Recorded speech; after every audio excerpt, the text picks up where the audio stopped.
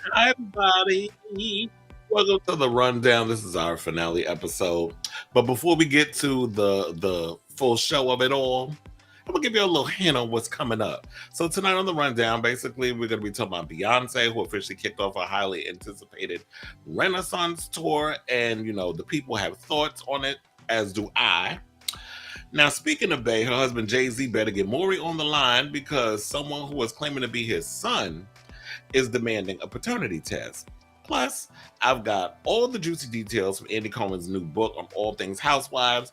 So y'all don't have to read the book. I'm gonna just give y'all all the juicy details. So just stay tuned for that. And Todrick Hall is caught up in yet another lawsuit, this time for an unpaid furniture bill. Plus, last but certainly not least, we also have news on Kylie Minogue's new album. I'm really excited about it, and I got some thoughts, some pros and cons about this upcoming album. Scream 7 news, Jamie Foxx, that whole back and forthness with the T and what's going on with that, and a whole lot more. So don't go anywhere because the rundown starts now.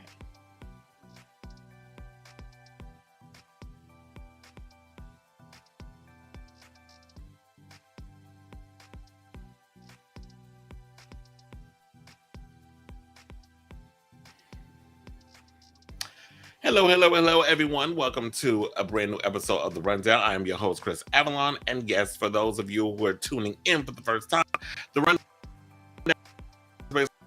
is all news, celebrity news, all the good stuff that's going on in entertainment that you may have missed throughout the week. I just give my thoughts on some of the topics you may have heard or not. So thank you all who are tuning in to this live stream. And for those of you who are going to tune in after the fact, how you doing?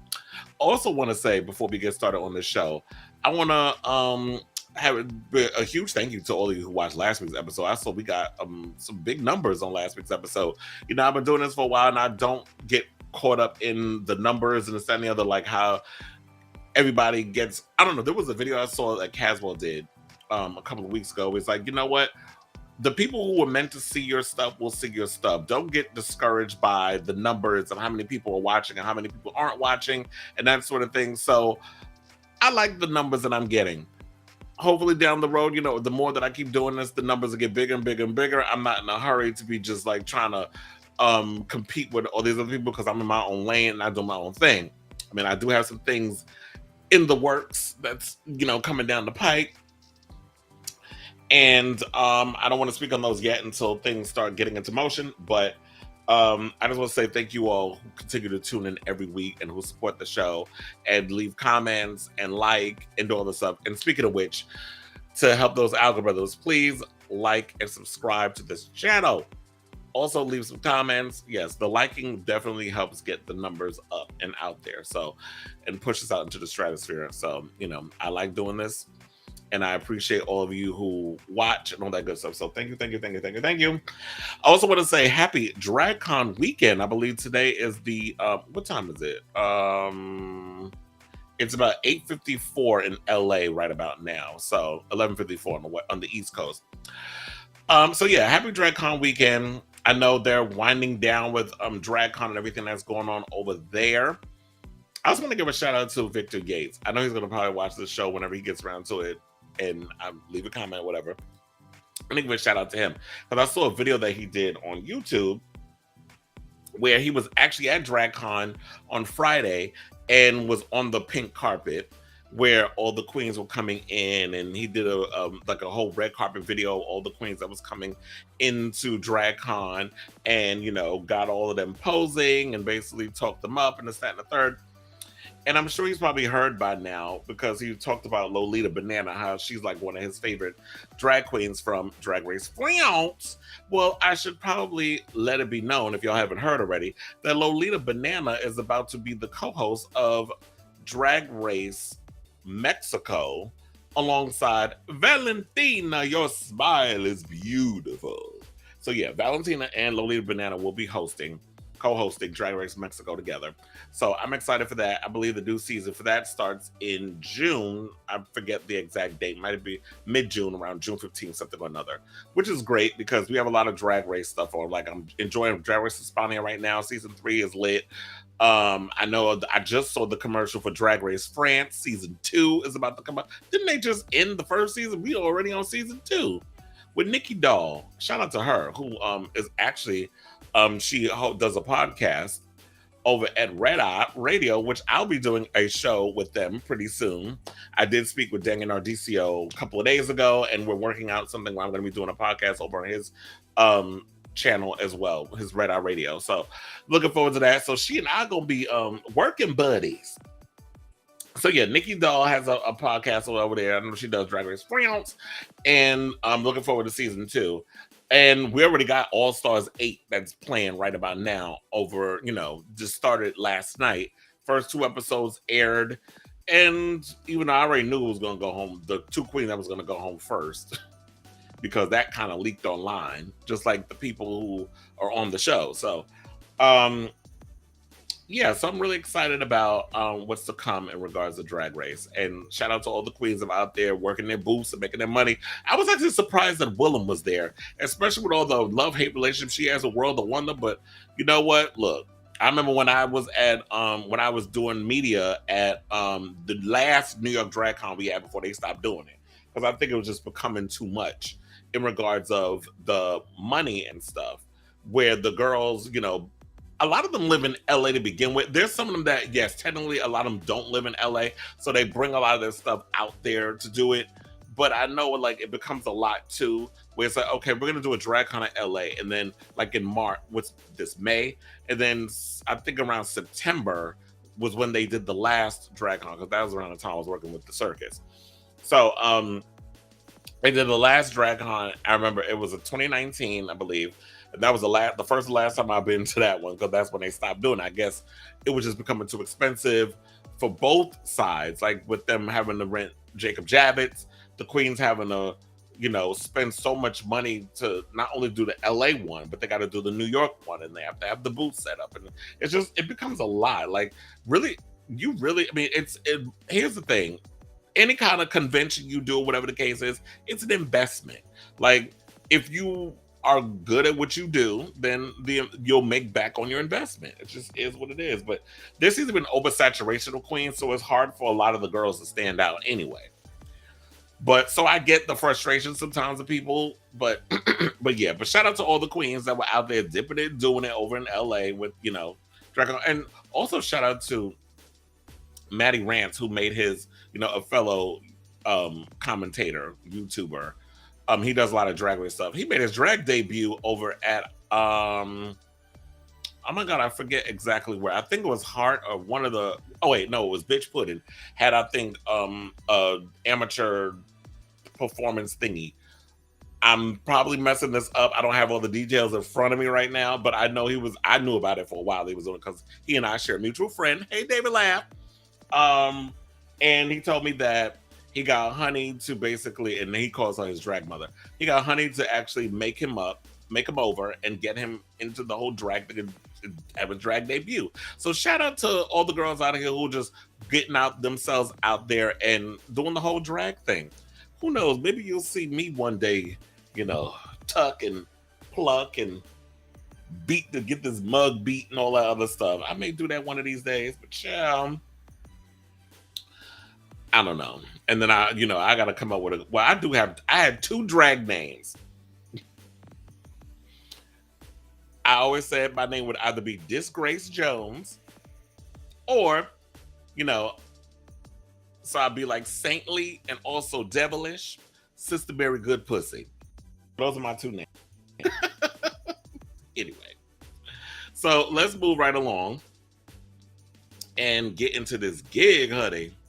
So what's the first topic? Okay, so there's not a lot going on in the entertainment industry, but B, I will always find a way to keep y'all entertained with the topics.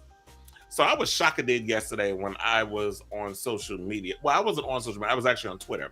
So I saw Dwayne Johnson was trending. I'm like, what the fuck happened now? I shouldn't have clicked on it. But then even if I didn't click on it, if I would have went to YouTube, because usually I go on YouTube and I'm like, okay, what's going on? I watch a lot of entertainment news stuff. Like there's some movie pundits that I watch a lot of. Like I like 3C, I like John Campea. I watch a lot of those shows. But I would have found out regardless when I heard about what the whole thing was. So some told me, I was like, let me just click on it and see what was going on. Kind of find out, and this is what I think is so dumb on the Fast 10 part. Why would y'all reveal that Dwayne Johnson makes a surprise cameo in your movie? That should have been something that should have been a secret. That's the same thing like when it leaked that Henry Cavill made a cameo in Black Adam, which was not a good movie, by the way. I was entertained by it, but it wasn't a good movie. So yeah, that's the word now, that Dwayne Johnson is coming back. Now, it's funny that he's coming back into this franchise after he was so adamant that he wasn't coming back because he didn't like the way that Vin Diesel ran the ship over there, and didn't like the fact of like how a lot of people weren't serious. It was a little, fruitful and fancy free, and there was a lot of kikiing and giggling and fighting around, and people weren't really being serious on their shit. But here's the thing. You are a guest, no shade. You are a guest in the home that Vin Diesel built. He ain't appreciate it back then when he had it. Until, Universal realized they needed him to come back and save this damn franchise, and they worked out whatever they worked out.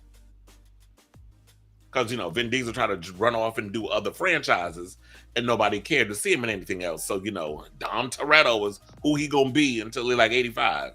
Even though they said they only doing another sequel, which kind of find out he revealed on the red carpet in Italy, alongside Michelle Rodriguez, that Universal wants a trilogy now. So it's not even going to be Fast 10 and then it's split into another movie, which is supposed to be Fast 11.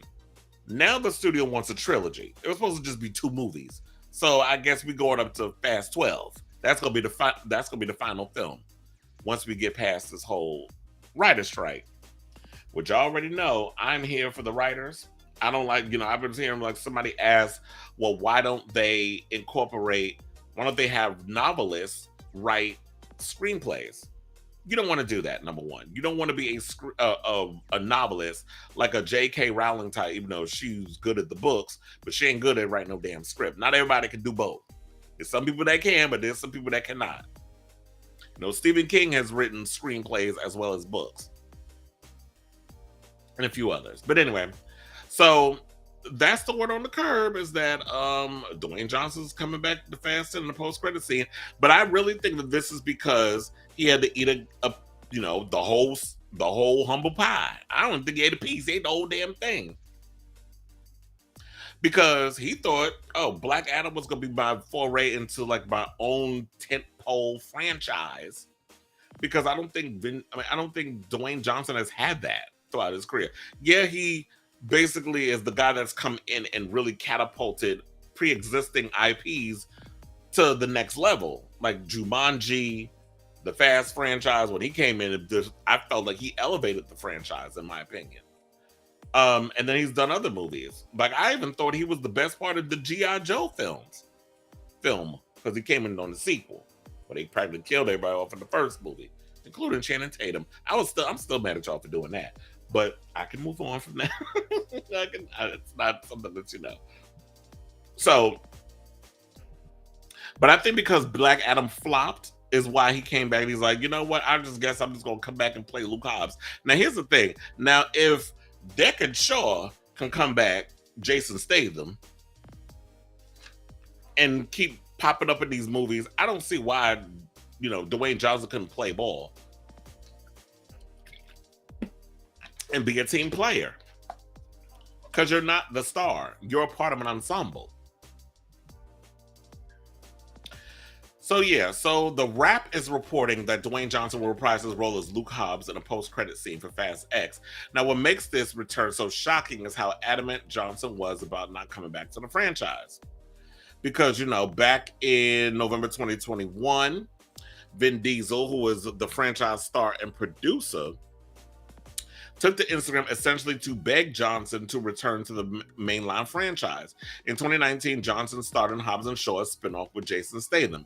Now, a month after Diesel's social media appeal, Johnson spoke to CNN and said the following: "I told Diesel directly that I would not be returning to the franchise. I was firm yet cordial with my words and said that I would always be supportive of the cast and always root for the franchise to be successful, but that there was no chance I would return.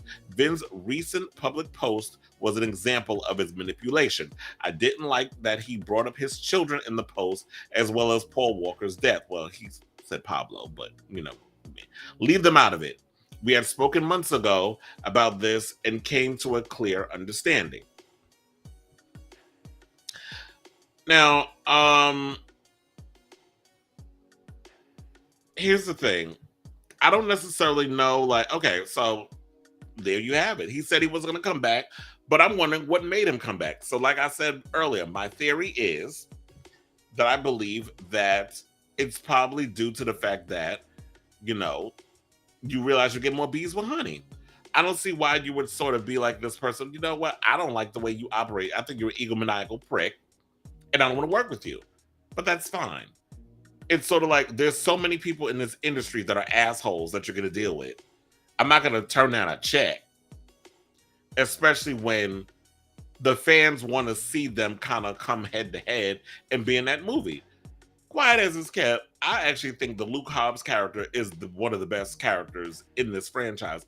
And I'm really hoping that, after the success of, I'm going to go see Fast 10 on Thursday. So I'll let you all know when I do my little TikTok video, my quick review, if it's good or not. Because you already know, for the many times I spoke about it, I hated Fast 9. The films did not really start getting good until about Fast 5. Fast 6 was another great one. Fast 7, I thought was okay. Fast 8 was all right. 9, I absolutely despise. I refuse to watch that movie. And I'm looking forward to Fast 10. It does look like there's a lot of ridiculous stunts in this damn film that, of course, defies gravity. It doesn't feel like it's grounded like John Wick with the action. But nevertheless, I'm still going to check it out because I'm a sucker for these films. It's my guilty pleasure. I love a good, stupid, ridiculous action movie if it doesn't just get beyond the point of jumping the shark. I'm kind of even intrigued to see that sequel that Jason Statham's doing, The Meg, with the big giant shark. That shit looks so damn stupid, but I'm so here to see it. Sometimes I just love there's nothing wrong with like a little mindless entertainment every now and again. So yeah. So I say all this to say, I'm looking forward to seeing this film. I would have loved to have gone into this film blind and not knowing that he was going to be in this, that he was going to make, he was going to be in the movie. I would have loved to have gone in blind with that, but it would have been all over the trades. All of my entertainment shows would have brought it up and talked about it, but I really feel like they should have kept that secret. And I wonder if that's what Michelle Rodriguez was alluding to, where back when she was promoting Dungeons and Dragons, I think somebody asked her something about Fast and the Furious, and she said that fans are going to be pleasantly surprised and shocked when they see the movie because of an appearance of someone. So I'm wondering if that's what she was talking about. But I'm wondering how this whole thing came to be. Like Dwayne all of a sudden changing his tune, and did he and Vin have this conversation? And I'm hoping, you know what? I'm gonna keep my ears to the streets, see if there's any press that's brought up around it, because I'm sure they're gonna be around promoting this movie. They've still been promoting it. But now that it's coming out this coming week, the cast is gonna have to get out there and start promoting. So I'm hoping somebody brings us up and be like, how the hell did you get Dwayne Johnson to show up? So I would really like to hear that part. And Vin Diesel's been everywhere. Like he was recently at the NASCAR thing where they got Shakira practically dating every damn body. They had her with Tom Cruise one minute, and now she with Lewis Hamilton, who was an LGBT advocate. So I would prefer her to be with him than some crazy ass Tom Cruise. And then I saw Tom Cruise at the Janet concert too. So yeah, shout out to them. And now let's move on to this next topic. So the next topic I have is the latest on Scream 7. Now, Scream 6, I don't know if you guys have seen it, but it's already out on Paramount Plus. So if you have Paramount Plus, you could definitely check it out. I saw it when it first came out, opening weekend in the movies. I saw it opening night. Absolutely loved the film when I first saw it. The second time I saw it, I started noticing a couple of the flaws and issues that I had with the movie. Number one, I figured out who the killer was within the first 20 minutes. And then there were certain things that were going on. The third act really didn't do it for me. There were moments in there where I actually thought it was good, but overall, I like some of these. There were some very tense, scary moments. The subway scene I absolutely loved. The scene where they're crawling on the ladder from one apartment to another, absolutely loved. So there are moments, and I'm like, it's not realistic. I don't give a fuck. It's a fucking horror movie. Like, sometimes, can we just enjoy movies without everything have to be shrouded in realism? They're movies for a reason. But the word on the curb is, because I know like this movie was so successful, made a ton of money without Neve Campbell being a part of the franchise. It's the first film in the franchise that Neve Campbell hasn't been in. I'm really hoping and praying that they bring her back for Scream 7. But I don't know, because Paramount could be in their bag and then their feelings about, well, we made so much money with the new with the Gen Z cast. We don't necessarily need Neve Campbell to come back. But if you want to keep the nostalgia fans, the Gen X, Gen Z, Gen X and millennials who grew up with Scream, like I grew up with the Scream franchise. I was a teenager when Scream came out. You want to bring Neve in there in some sort of way. And we got to stop that plot armor. Like, people got to start dying in these damn movies. The only ones who shouldn't die is like these throwaway characters, like 2 or 3 people or somebody in a damn grocery store who comes and tries to get up in Ghostface's face. That they shouldn't be the only ones getting stabbed and shot. Like, we need to see, that emotional impact. We need to feel it. Feel it, feel it, feel it. But I still to say, so now there's word on the street that Scream 7 may get delayed. And it's not only because of the writer's strike, but it's because a lot of the actors that are part of the franchise are pretty busy with other gigs. So the writer's strike is one part of it.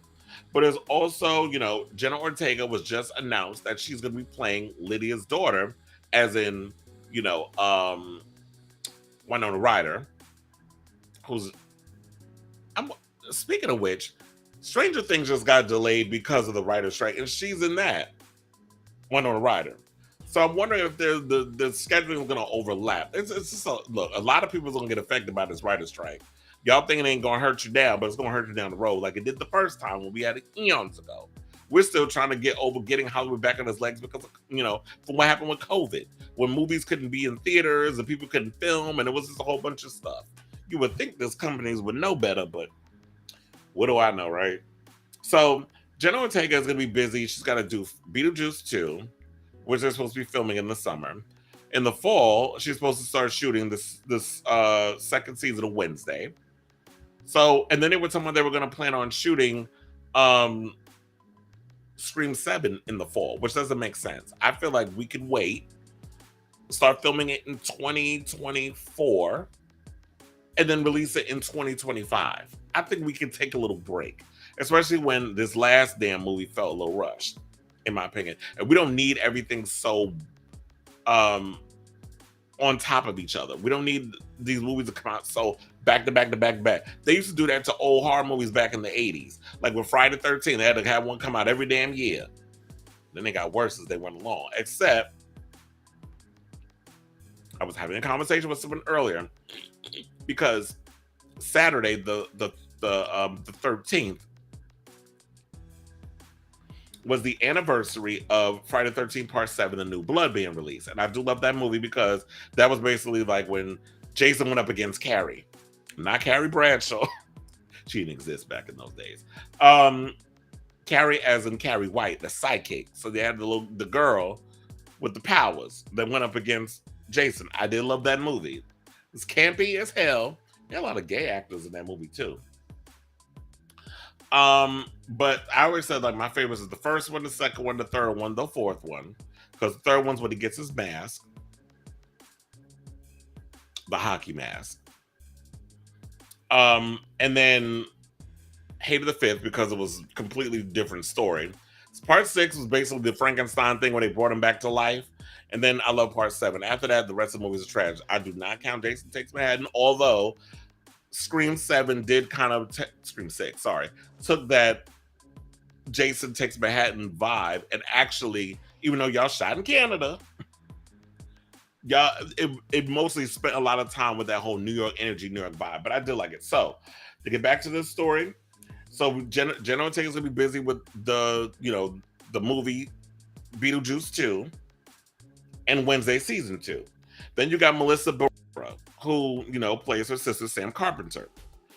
She's gonna be filming that movie that's about Dracula's daughter. We don't necessarily know what the name of it is, and Radio Silence is writing and directing. They're directing that film, so that's still gonna be their follow-up to Scream 6. So that's what I'm actually curious to see what that movie is going to be about. So they're going to be busy with that. And then Jasmine Savoy Brown, who plays Mindy, she's going to be busy with Yellow Jacket season 3. I don't know when they're supposed to start filming it. They said it was supposed to be this summer. But yeah, she's supposed to be doing that, and I believe Yellow Jackets takes top priority over any other gigs that she has going, because apparently a lot of people like the show. I have yet to watch Yellow Jackets. I do plan on getting around to watching it, but there's a lot of stuff that I have that I'm trying to catch up on. That's just like, it's hard for me to like get in and really focus and watch all these other shows. It's so many things grabbing my attention. So I always say, like, even if we can't get Radio Silence and stuff to come back, because I did like some of the stuff they did, but there was a lot of stuff in the films I didn't like that they did. I don't really feel like they captured the essence of what Wes Craven did with this franchise. But I'm not always expecting everybody to do exactly what was already done. They had some great ideas, but I just felt like it didn't really sit. It's not like one of my favorite films, but I did enjoy part 5 and part 6. But I did say, if they really want to bring somebody in, why not Christopher Landon? I love what he did with Freaky. I love what he did with Happy Death Day. I like what he did. They brought that campy horror sensibility, which is kind of like the elements of what the Scream franchise is. And to have someone like a Christopher Landon come in and put his stamp on a Scream film, I would definitely love to see that. So I'm hoping that we can get this film going. And if anything, look, Scream 7, I feel like we could wait until y'all start filming it next year. Take your time, write the script, really come up with some really cool ideas, and not take this whole, ripping off Scream 2 by just having the dad and the siblings and everybody else come in and be like, oh, it's a good old-fashioned revenge thing because you killed my child in the previous film. Like, that plot's been worn down. So good luck to y'all. I'm really looking forward to seeing Scream 7 when it comes out. I will go to the theater and see it, so that way I don't get spoiled and all that good stuff. So yeah, good luck to y'all. And I'm really hoping that they come to a conclusion with this whole writer's strike, because it's crazy that, this craziness is going on right now. So from one movie to another, the word on the street is that Disney is considering recasting the role of Kang now that Jonathan Majors is facing some serious legal issues. Now, this is according to Hot New Hip Hop. Now, Jonathan Majors is in the midst of a legal battle following his March 27th arrest for misdemeanor strangulation, assault, and harassment. For those of you who've been living under a rock, he allegedly struck his girlfriend while the pair were out in New York City. However, Majors denies the accusations and claims he was the victim.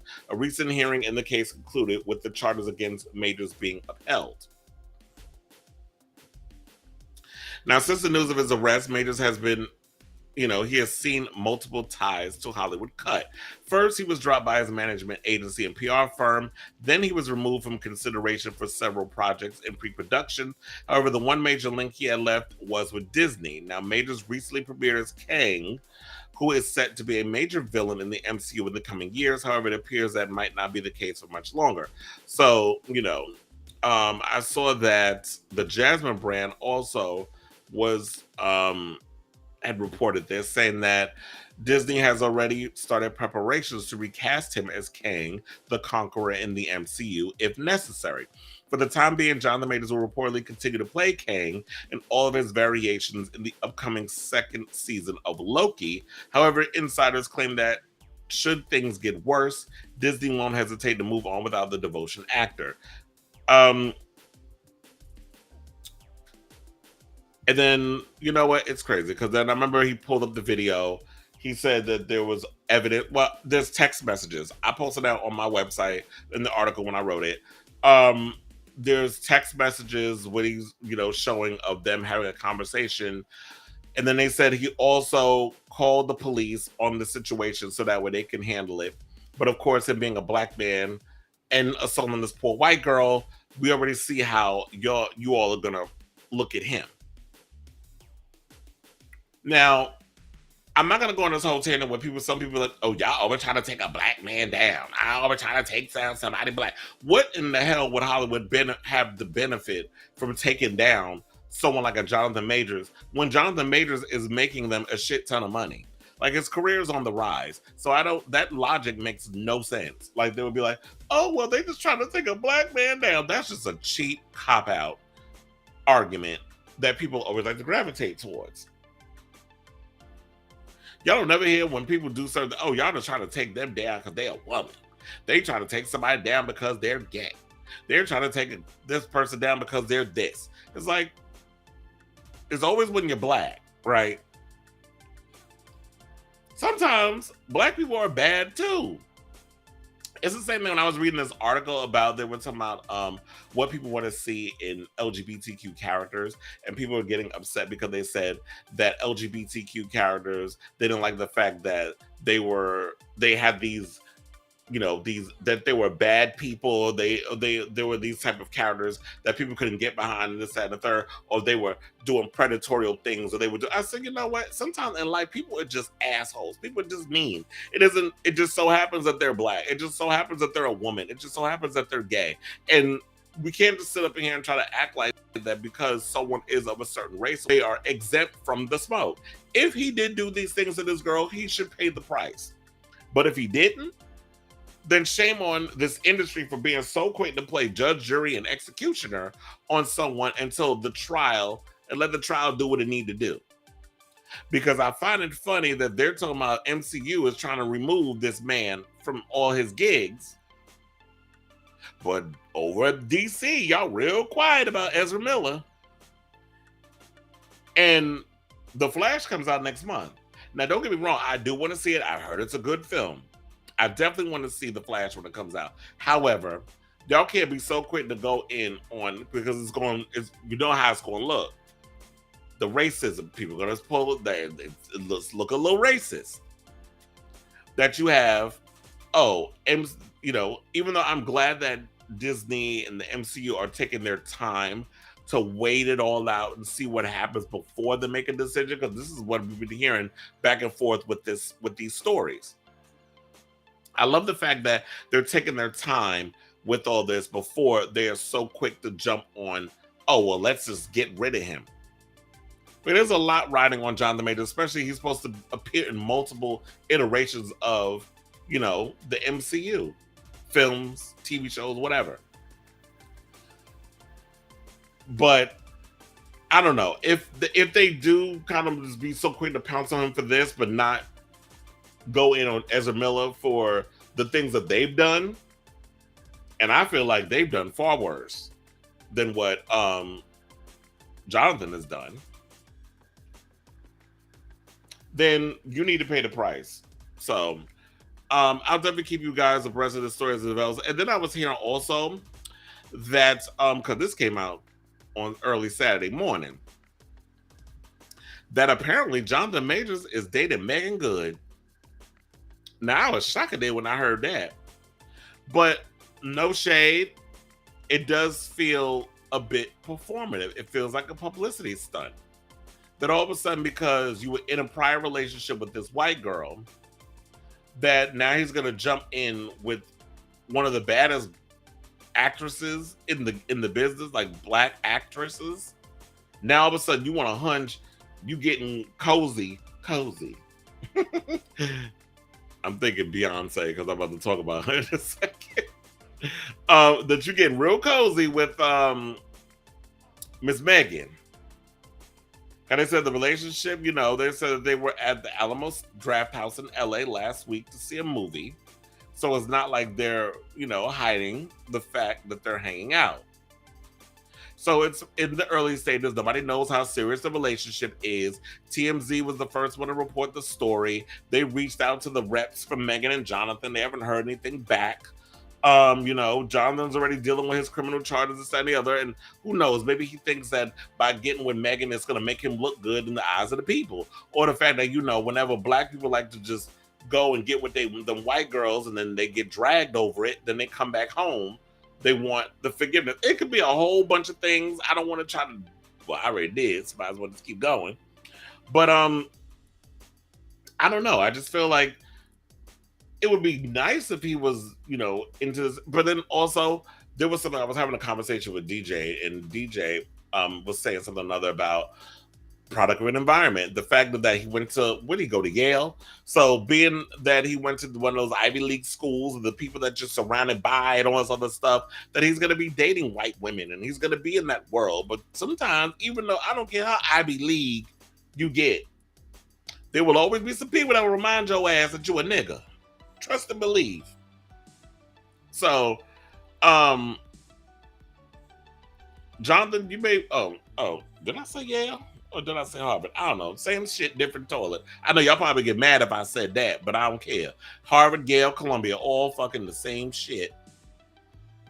Ivy League damn schools. But anyway, I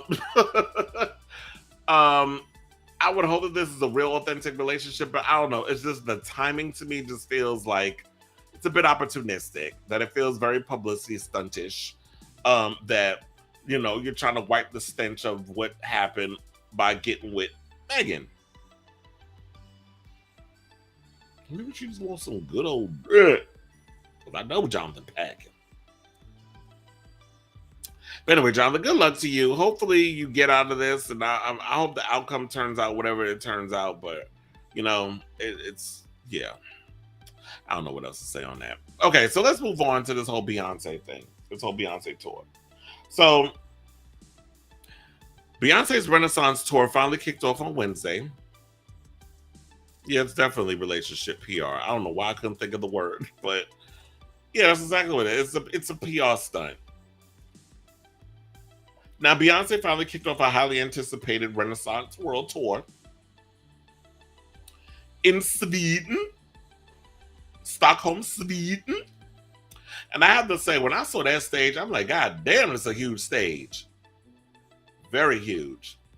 I love the giant big screen in the background, because I feel like everybody probably looking like ants in that damn audience and the people on stage. So they need to have, she's got cameras all over the place. She even got the dancers filming and incorporating it into the show. I know Kevin Aviance, I saw that because, he sampled on Pure Honey, and he was like, oh, I don't know why. He was like, I'm bummed that the song didn't make the album list. I'm like, child, did you see the track list? Because it did. Pure Honey is like the second to the last song. It's like she closes out with Summer Renaissance. But Pure Honey is like the second to the last song. And shout out to the fact that, you know what? This is like the gayest tour she's ever done, because she's got a lot of ballroom girls that's touring with her. She's got a lot of the gays as her background dancers. Honey Balenciaga is on tour. When I saw her, I gagged. I'm like, honey, let me find out. Dipping and doing it every night. So Honey Balenciaga is a part of the tour. Carlos Basquiat is on the tour. They both were on Legendary. And the iconic Jonte is also on the tour too. Remember Jonte back in the day? Used to do a lot of, I used to follow Jonte all the time, even back in the MySpace days. So Jonte been around a long damn time. And Jonte is on tour too. So Beyonce definitely was picking the girls to be a part of this tour, and I'm here for it. I know a lot of people was upset because her team captain isn't a part of the Ashley isn't a part of the whole thing anymore.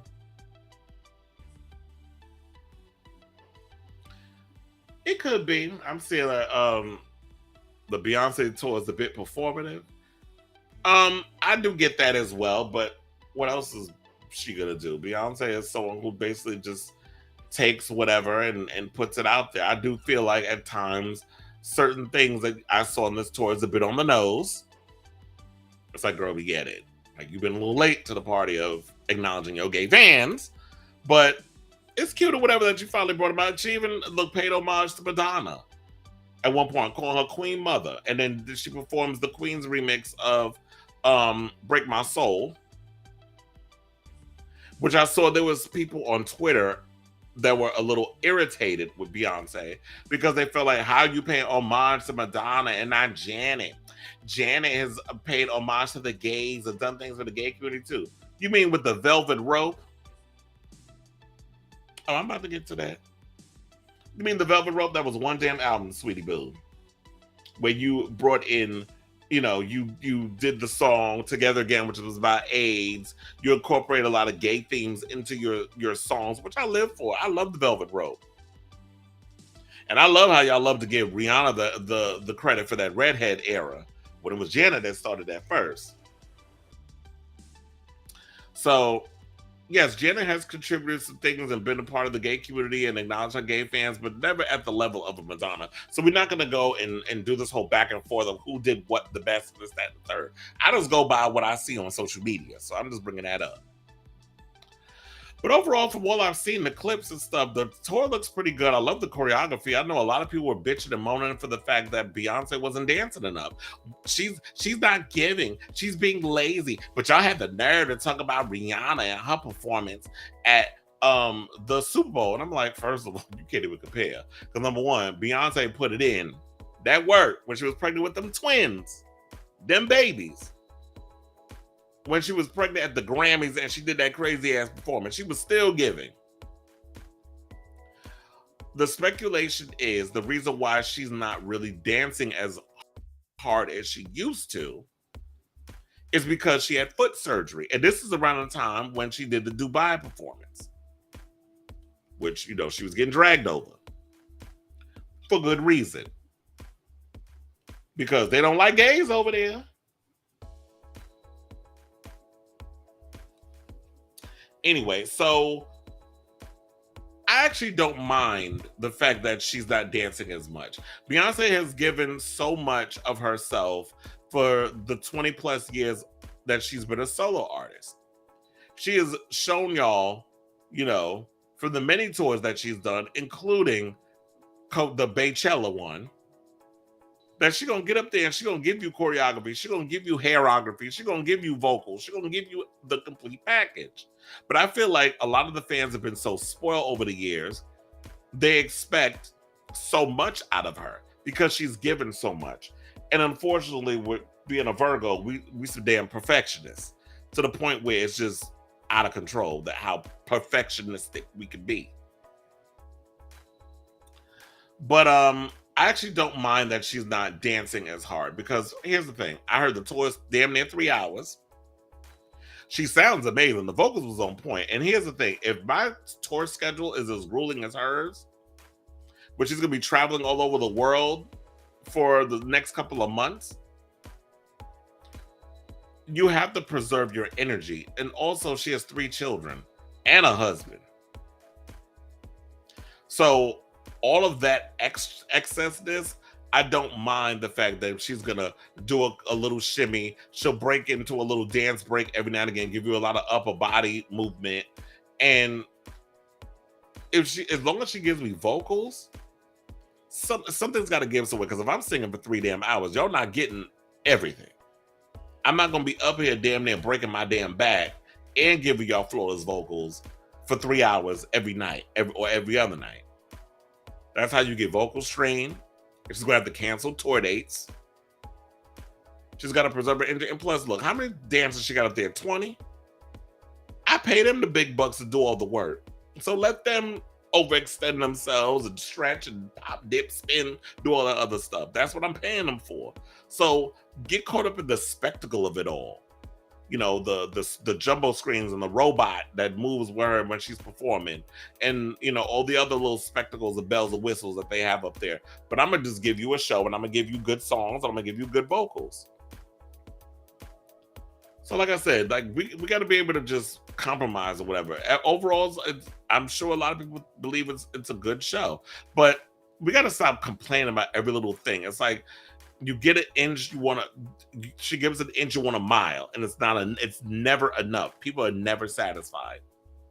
And when y'all get up there and realize like how tough it is to put on these shows, and make sure, especially when you have something as intricate as this type of show, the amount of work that goes into hoping that things don't go wrong, technical issues and all this stuff, it's a lot. So good luck to you, Beyonce. Child, I thought we were going there. But yeah, she's performing like 30 something songs on this damn tour. So yeah, she's gonna be performing overseas until July 9th. With stops in London, Barcelona, Brussels, and Amsterdam before heading to Toronto for 2 weeks at Rogers Center. The tour then will head to the U.S., starting with Philly's Lincoln Financial Field and making stops in Chicago, East Rutherford, New Jersey, Atlanta, Houston, and more before concluding September 27th at the Cedars Superdome in New Orleans. So she's going to be performing for 4 months, this tour.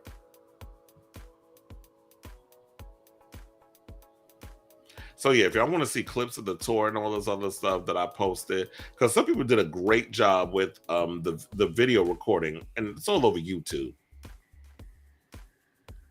Definitely have a look to my website and check that out. Now, we were talking about Beyoncé. Let's talk about her husband, child, because now they said it's your child, and it really messed me up. Yeah, I just had to. Hey, Mary.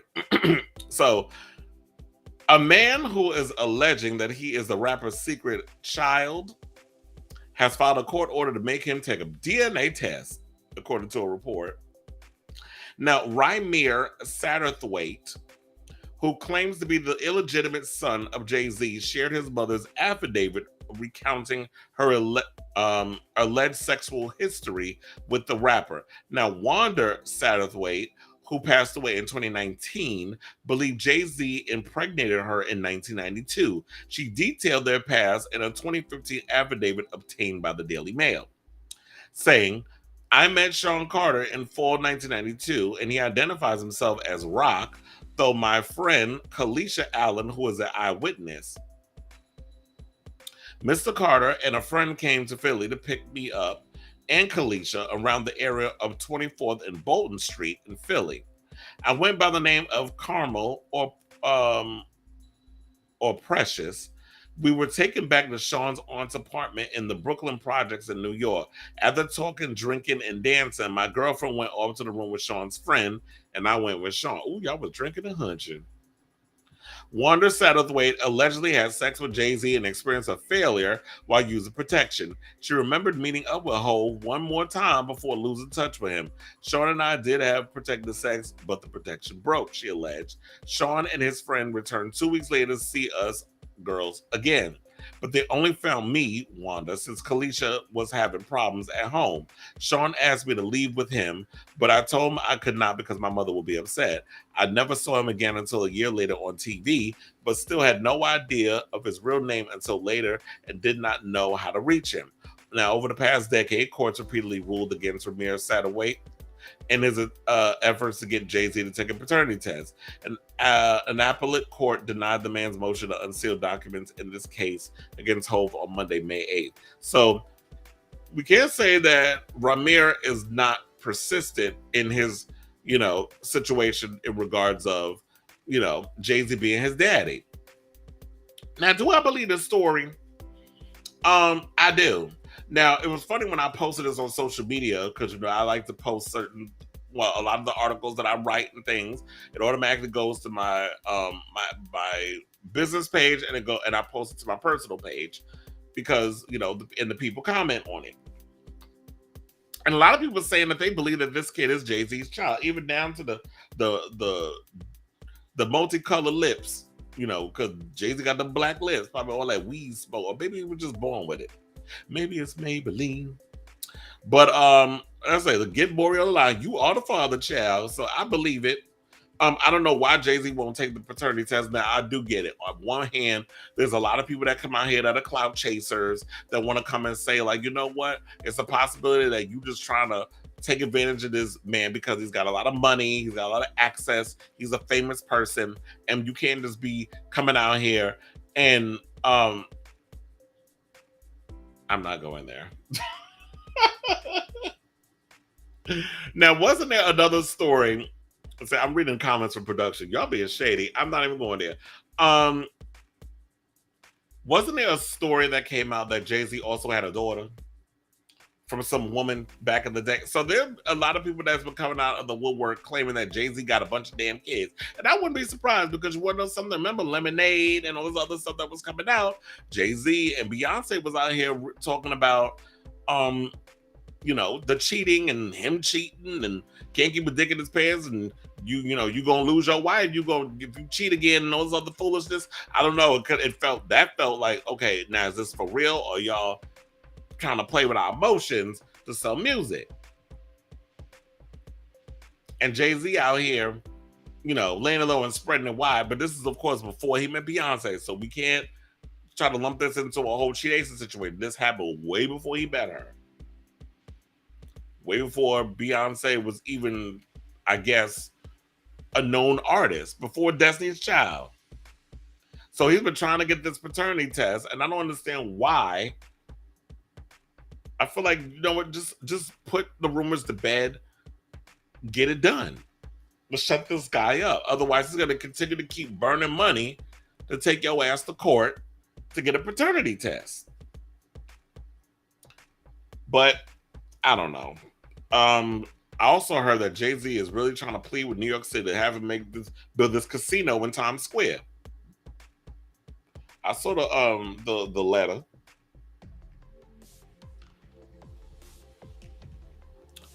Um, 1992. So I know he's in his 30s. I thought I had the guy's actual age here. Somebody gonna have to do that math. 1992. How old will he be in 2023? Wouldn't he be like? Oh wait, 1992, 20. We're in 2023, so he'd be 31. Funny, I did that math on the top of my head real quick, right? And I don't be doing math that quick, but yeah, he'd be 31, 32. I mean, depending on what day his birthday is, unless it passed already. So, yeah, so I'll definitely keep you guys abreast of stories that develops. I had heard this story floating around before, but I didn't really pay much attention to it. But it came across. This was actually a topic that I was gonna work on last night, but I got so overwhelmed with so much stuff. I wrote it this morning. That would be Saturday morning, and then I was like, oh, I gotta add this to the show. So, yeah, I don't know. I really feel for this kid. It would be nice for him to know like who his daddy is. Like that, you want that confirmation, but Jay-Z trying to, play in our faces. I guess he only want to acknowledge the babies with Beyoncé as his. He don't want y'all trying to take any more opportunities. Where he got to pay child support to another. Well, I guess he'd be too old to get child support, right? Okay, so now from Beyonce's Renaissance tour. So an album I'm really excited about. So I had been reporting for the past couple of days before it became official that Kylie Minogue has a brand new album coming out, her 16th album titled Tension. I'm actually pretty excited for this album. I had reported on it prior that what the sound was going to be, what was going to be expected. So I believe that all of this is now coming out now because here we are in May, right? Now the album ain't coming out until September 22nd, which I think is way too far away for an album release. Like, why are you posting all of this? That's 4 months away. And why are we hearing about this now with a new album? Well, I knew that they said there was supposed to be a single coming out before her birthday, which is at the end of the month. But a low quality version of her single Padam Padam leaked online. And then I went on Twitter and I saw that the album's cover art and the singles cover was online. So a lot of things was leaking from BMG, and the word on the curve was Kylie was pissed. And she's close with the guy who runs BMG, who used to run Parlophone, which was her old record label. So Kylie always comes across as being a team player. She's very nice. She's gracious, that sort of thing. No issues. You don't get no drama from her. She's not someone who's very much like in your face and aggressive. But this is album number 16, and she already had to deal with shit with disco because the pandemic. So she couldn't really get out there and promote that album, even though I love disco. But she's getting back to form with like the dance poppy type stuff that we love from her. So on Friday, she revealed the album's track listing and the cover art for Tension, which is her 16th album, as I stated before. Now, the album is being described as a record of euphoric, empowered dance floor bangers and sultry pop cuts. Now, September 22nd is when the album comes out. And here's what she said about the record. She said, I started this album with an open mind and a blank page. Unlike my last two albums, there really wasn't a theme. It was about finding the heart and the fun of or the fantasy of the moment and always trying to service the song. I wanted to celebrate each song's individuality and to dive into the freedom. I would say it's a blend of personal reflection, club abandon, and melancholic high. Melancholic high. Say that 10 times fast. Kylie has worked with a number of producers of the album, with 7 of the tracks being produced and co-written with her longtime collaborators Biff Stannard and disco contributor Duck Blackwell. Now, Biff has worked with, I believe, the Spice Girls and a bunch of other people. Now, they said Padam Padam was supposed to be released sometime next week, but we don't have an actual official release date. And she also said that I love being back in the studio with my collaborators, but was also able to benefit from remote recording, which we have all got used to. My mobile disco never left my side for a year. My mobile studio, never left my side for a year and a half.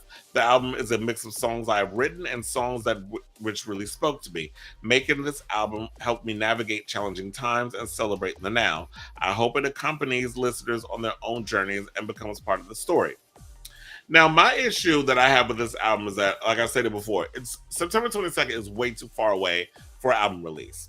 I also think that's what hurt Tove Lo's album, because she released half that damn album before her latest record came out. And in my opinion, I don't even think that was her best record. I've heard better records from Tove Lo. But by the time the album came, I'm like, I've heard majority of these songs. That's what I'm worried about with Kylie's new album, because she has literally 11 tracks on this record. What the hell is that? That's a no ma'am. Why are we only releasing 11 songs? One of the songs is 10 out of 10 with Oliver Heldens, who that song came out in April, and that's a part of his music. So now she's releasing a song that's already a cut on another DJ's record on her album. And I like the song 10 out of 10. It's short as hell, just like I heard Padam Padam is short. It's like 2:46. What is happening with music now that standard songs are under 3 minutes now? Like, what are y'all doing? I understand that we need to compete with TikTok, and we need TikTok to help us go viral because people aren't consuming music the way they used to. That those TikTok streams and people doing videos and dance moves and stuff to your song basically helps you trend and helps you sell records. But I can't with the 2.5 minute tracks. I need artists to take risks and go back to the standard 4 or 5 minute song and just edit down a version for TikTok. It's like, damn, by the time I get into the song, it's over. So yeah, I am excited for Kylie because, I am a Kylie Minogue fan. I'm hoping that she comes to New York or America and tours. She is coming to New York for Pride, but she's performing at Jones Beach. They're doing a Pride thing over there, and it's her and a bunch of other people, and she's headlining it. I think it's for, is it for KTU? I think it might be for KTU or something or another, if I'm not mistaken. I need to look that up, but I can't remember off the top of my head. But yeah. So like I said, I'm excited for the Kylie record. I'm just upset that the songs are a little short. I'm hoping, from what I remember Robert was telling me when we were having this conversation, he said that she's, I guess, going back into the studio to record more songs. I do feel like you need more than 11 tracks. It needs to be, the album needs to have a standard 15, 16 tops, or release a deluxe edition, because the 11, 12 track thing does not work for me. I need more. I know I'm being greedy, but I need more than the standard 11 tracks. Just saying. So good luck, Kylie. I hope you're working out everything you need to be working out, and make sure they run a tighter ship over there so that way your music's not being leaked or anything else from, this era of music. All right, so let's get to this story about Kim Zolciak and Kroy, because child is getting messy. So Real Housewives of Atlanta star Kim Zolciak was hit with divorce papers by her husband Kroy Biermann, where he demanded primary custody. This is according to Radar Online. Now, remember, I told y'all when I did the first video on TikTok and YouTube, thank you, it went, the numbers is going up with my report on that. What was I gonna say? I just drew a blank. Okay, I remember I told you guys that Kim was the one who said that she filed first. Turns out it was Kroy. Probably because he finally saw the bitch for who she is. A damn gold digging heifer. Or, as Nene Leak said, close your legs to marry men, which she was clearly not doing her entire life. Because I got some tea on Miss Kim. Now, in the petition, Kroy listed the date of marriage as November 11, 2011. He said that they have separated on the grounds that the marriage is irretrievably broken. Now, Kroy said they have 4 minor children: Kroy, Cash, Kaya, and Kang. His petition claims said children are presently in the care, custody, and control of Kroy, and Kroy seeks the temporary and permanent sole legal and sole physical custody of said minor children. He also noted that he has 2 other children that were no longer minors. That would be Brielle and Ariana, who, by the way, Brielle opted to unfollow Kroy on social media. But like I said earlier in a previous post when I first heard about this, you can't unfollow that last name because Kim had Kroy basically legally adopt y'all as his own. So y'all have his last name, Brielle and Ariana. We don't know who Brielle daddy is. But Kim did marry Ariana's father, who kind of found out was married 3 times, and a third wife, he ended up in jail because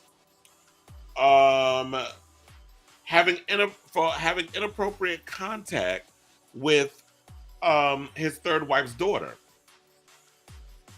So yeah, Kim definitely knows how to pick him. Plus, remember Big Papa? And then I was hearing a story.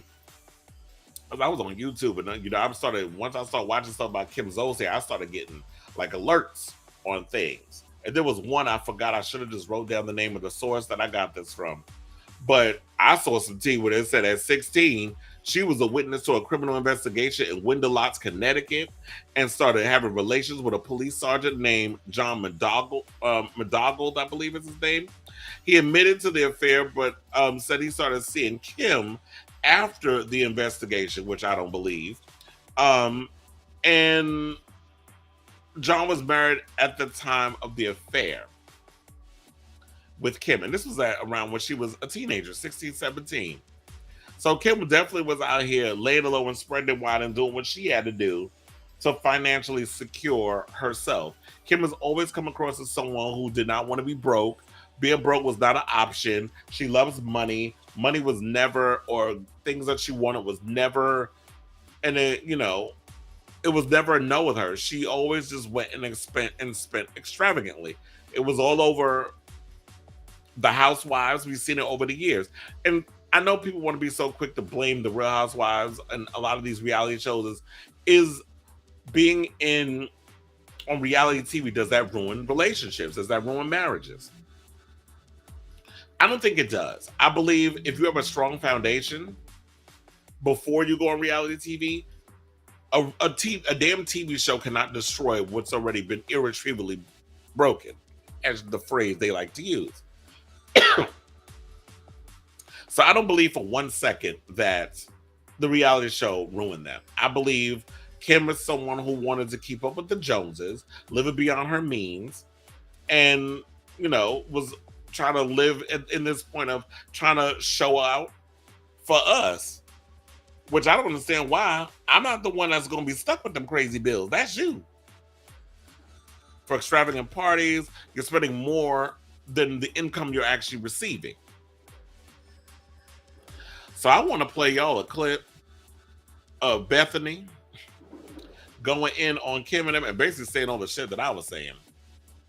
And I'm like, it does feel a little awkward that you have another housewife going in on a former housewife going on another former housewife. Because it might be awkward if y'all happen to run into each other at BravoCon. But people should have a right to say what they're going to say when they're going to say it. But if Miss Mamas feel like she ain't scared of no damn Kim, refresh. Wait, you want me to refresh? Hold on.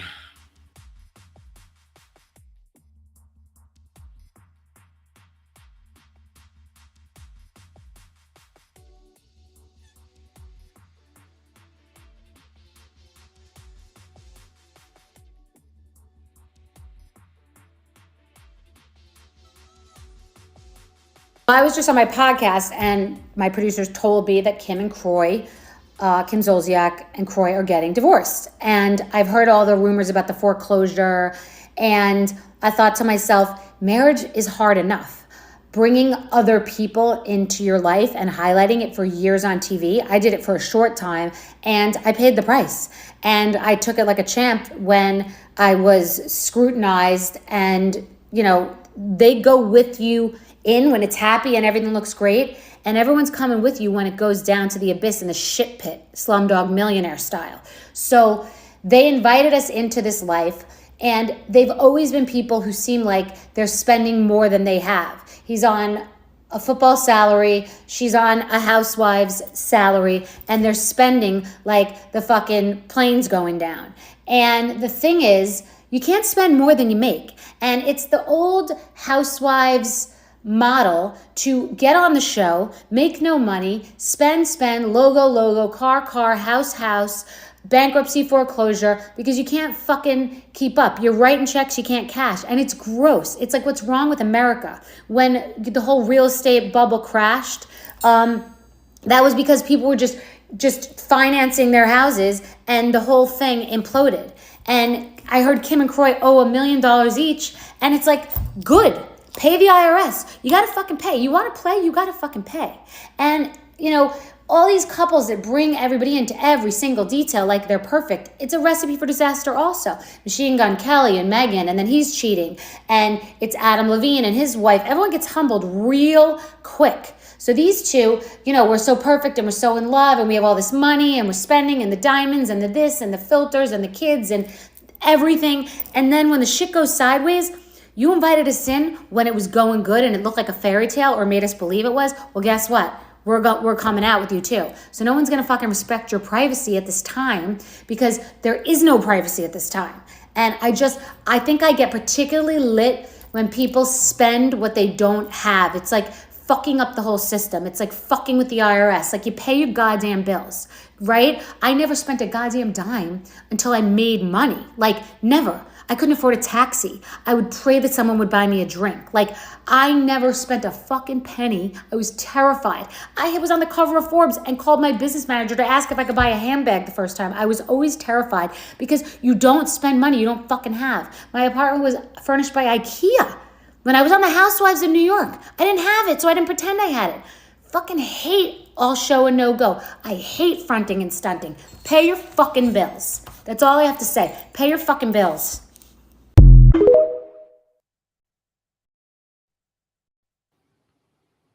And that's how you know Bethenny in New York. She said, pay your fucking bills.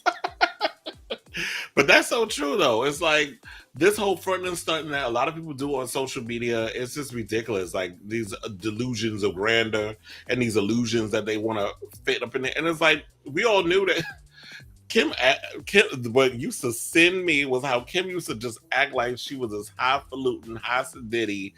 Like she thought she was Alexis Carrington, the way she was carrying herself. Like she really thought she was, married to Daddy Warbucks. First of all, your man is no Tom Brady. He was not bringing in that kind of coin that y'all could have been fronting and stunting, going around acting like y'all had all this damn money coming in.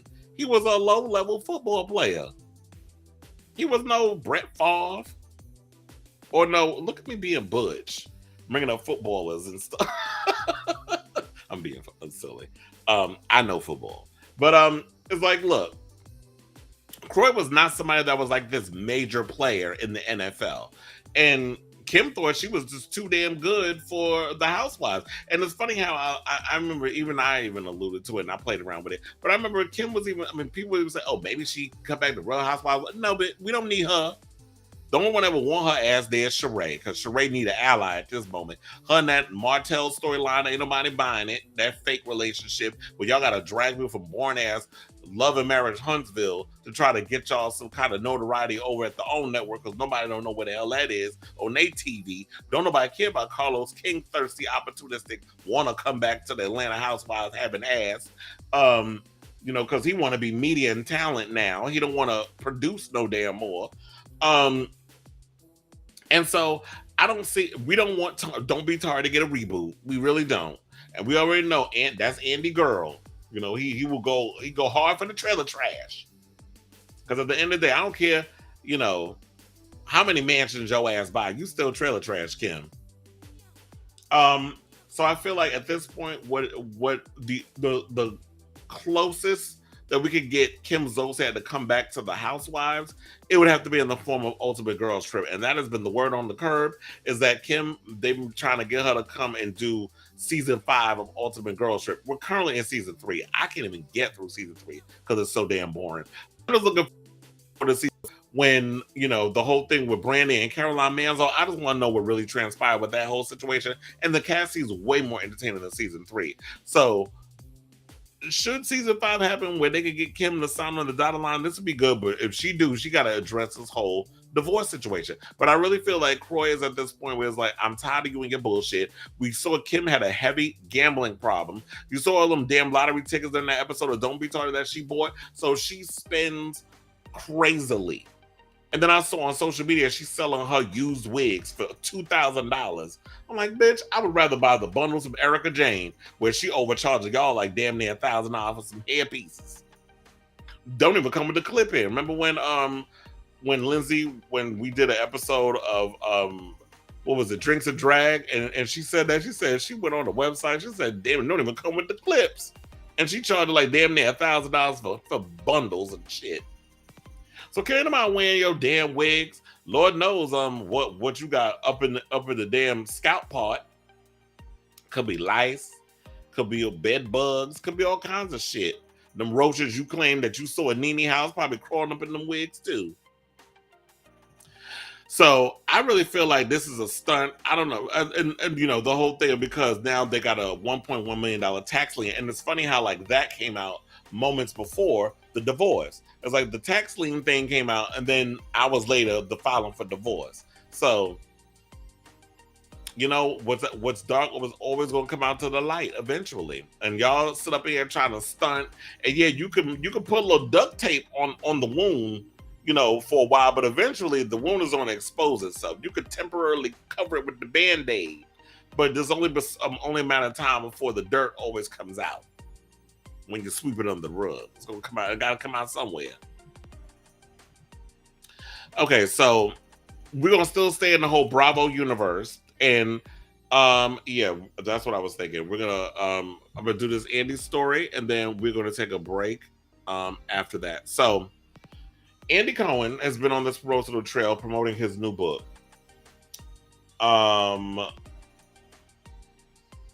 is the name of the book again? It doesn't matter. Oh, it's the Daddy Diaries, the year I grew up. So he came out with a book, and I want to give a shout out to All About the Real Housewives, because they posted this on their Instagram, and they basically was like, their headline was, I read Andy's new book, so you don't have to. A summary of all the Housewives tea. So he revealed all the Housewives tea, and I'm going to break it on down. And what I'm going to do is I'm going to commentate.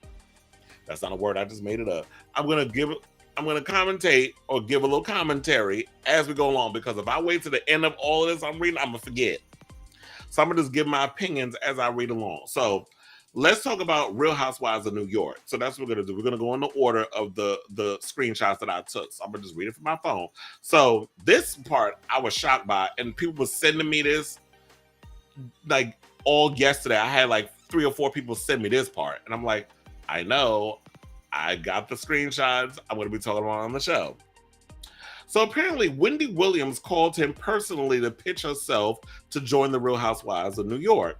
He said they would have gladly taken her a few years earlier, but didn't think it was a good idea with all her newfound mental health struggles. I actually agree with him on that. And you want to know something? I have to give Andy some props, because, you know, normally I'd be feeling like he's repulsive in some ways. But the fact of the matter is, he was like, you know what? I would have taken you eons ago, because I remember she did entertain the idea that she said, if I was to ever do a Real Housewives, it would probably be Miami. Because I guess her parents live down in Florida. But now that she's in this place of like, she just wants to desperately be on TV. No, girl, we're not trying to see you being like you're not going to be Sonya 2.0 on the Real Housewives of New York. We can't have that.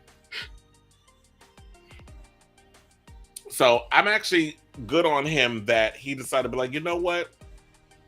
No, you're not in a good place right now. You need to get yourself together. And now she's already doing another reality show somewhere else.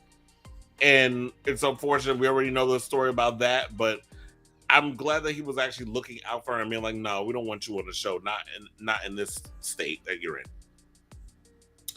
It was also Andy's own idea to split Roni up, and he pitched the 2 shows to executives personally, but still dreaded telling the fans and the women the news. He knows how much everyone loved Roni. We did, until, you know, some problematic things came out, and notwithstanding of, you know, the stuff with Ebony K. Williams recently about not dating the bus driver or whatever. But that last season was a hot ass mess. It said he first approached Bethenny about legacy, speaking of Bethenny, but she didn't understand the point of the show. However, she did seem open to it and told him to make him an offer she couldn't refuse.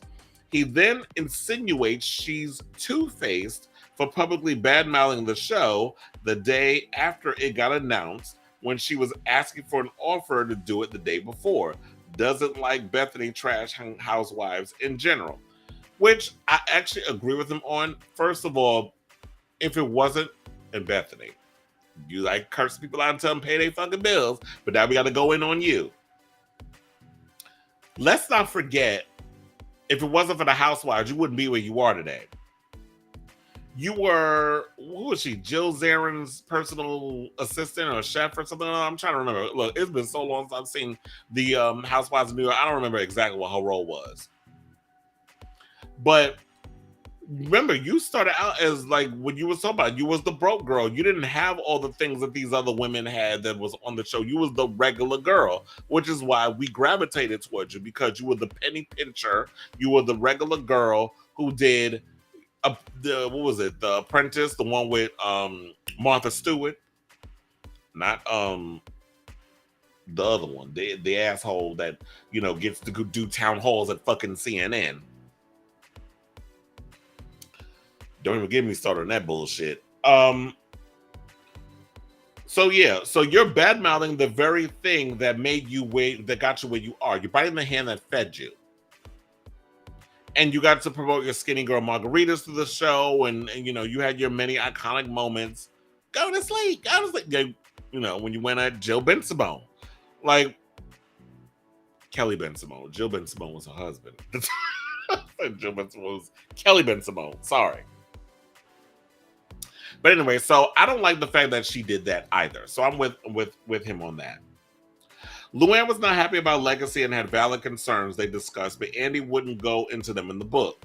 Leah immediately texted him and asked to be on Legacy with the old school bitches and not the reboot. Parting ways with Ramona was mutual but very zen. Her new guy didn't want to be on camera and she wanted a break anyway. He didn't like the she called Legacy lame though, the loser show.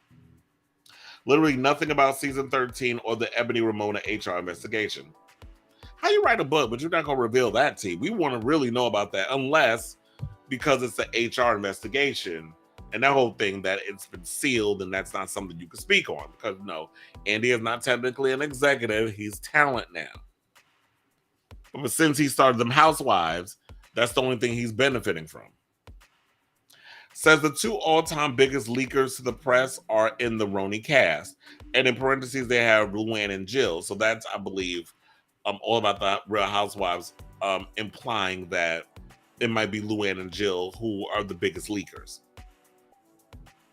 He told the Carol Razzle for the first time in years after his phone got hacked and accidentally kept calling her. A business-like exchange is how he described the convo. Had many casting issues / dropouts with new Roni. Jenna Lyons was the last to be cast and they really needed her. Now, from New York, let's go over to Beverly Hills. So it said that he hated that the season 12 Kathy drama happened off camera and didn't want Renna to turn it into the main storyline of the season. Yeah, because we would have loved to have gotten down to the root of, did she call someone a gay slur and use the N-word and all that other stuff? That would have been some good tea to know. Is Kathy Hilton a racist? Like, I really want to know, or a homophobe? I need to know these teas. Hates the constant leaks with Beverly Hills, but Renna keeps swearing it's not her doing it. Renna, it was you, girl. Hates the toxicity of fans on social media, but admits their unhappiness with the season kept him up at night. Oh yeah, because people was going in on social media. I remember I was reading it. I got caught in that matrix, but people were really showing their disdain for the fact that they felt like Beverly Hills was not watchable. It wasn't enjoyable to watch. It was just negative. And Brenna was just taking things way too far. Like, it wasn't even about the show anymore. She was just like taking it beyond the show and really just creating this monster within itself. Says he hates Diana Jenkins. I'm glad she's a one-season hoe. Hates Diana for not showing up to the reunion, which she has so much to answer for. He didn't understand her at all, and now holds a distinction of being the only housewife in history he's never even met. So I'm like, you've never met Diana Jenkins, so she's never appeared on Watch What Happens Live or any of those other shows. And based off of this little sentence, I knew she did not have no goddamn COVID. She used it as an excuse because she didn't want to show up to the reunion because she knew she would have to feel, she would have to face the firing squad. Were you, the main culprit behind the bots, the troll farm, going after Garcelle and the threats against her son and the all the craziness that was going on? I truly believe to this day that Diana and Renna had something to do with that troll farm.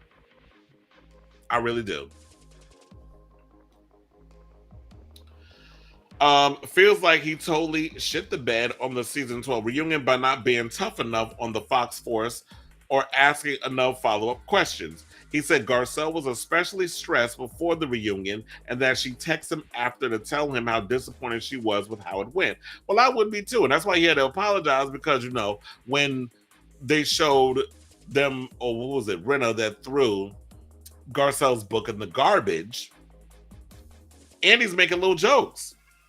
And I'm so glad social media dragged his ass over that. But he clueless anyway. Ain't he a Jiminy? I think.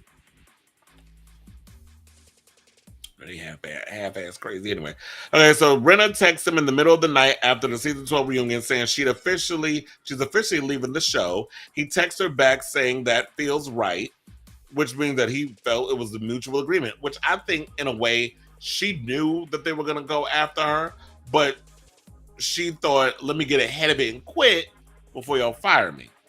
Because I think she knew it was coming. She saw the tea leaves. She saw the writing on the wall. Then he finds out weeks later from his team, Renna took it all back and wasn't planning on quitting. He says he wished she could have left on a high note, but also called the departure a pause and alludes to her returning down the road in the form of a girls' trip because don't you got Dorinda on pause too? Couldn't believe people thought Dorit's home invasion was faked. Says Dorit is not a good enough actress to ever pull that off. Producers recording Leslie Grossman. I was like, I gagged when I saw this. Leslie Grossman from American Horror Story. Mary Cherry from Popular. Yeah, I'm taking it back. To become a housewife, and Andy didn't even know about it. Ooh, they tried him.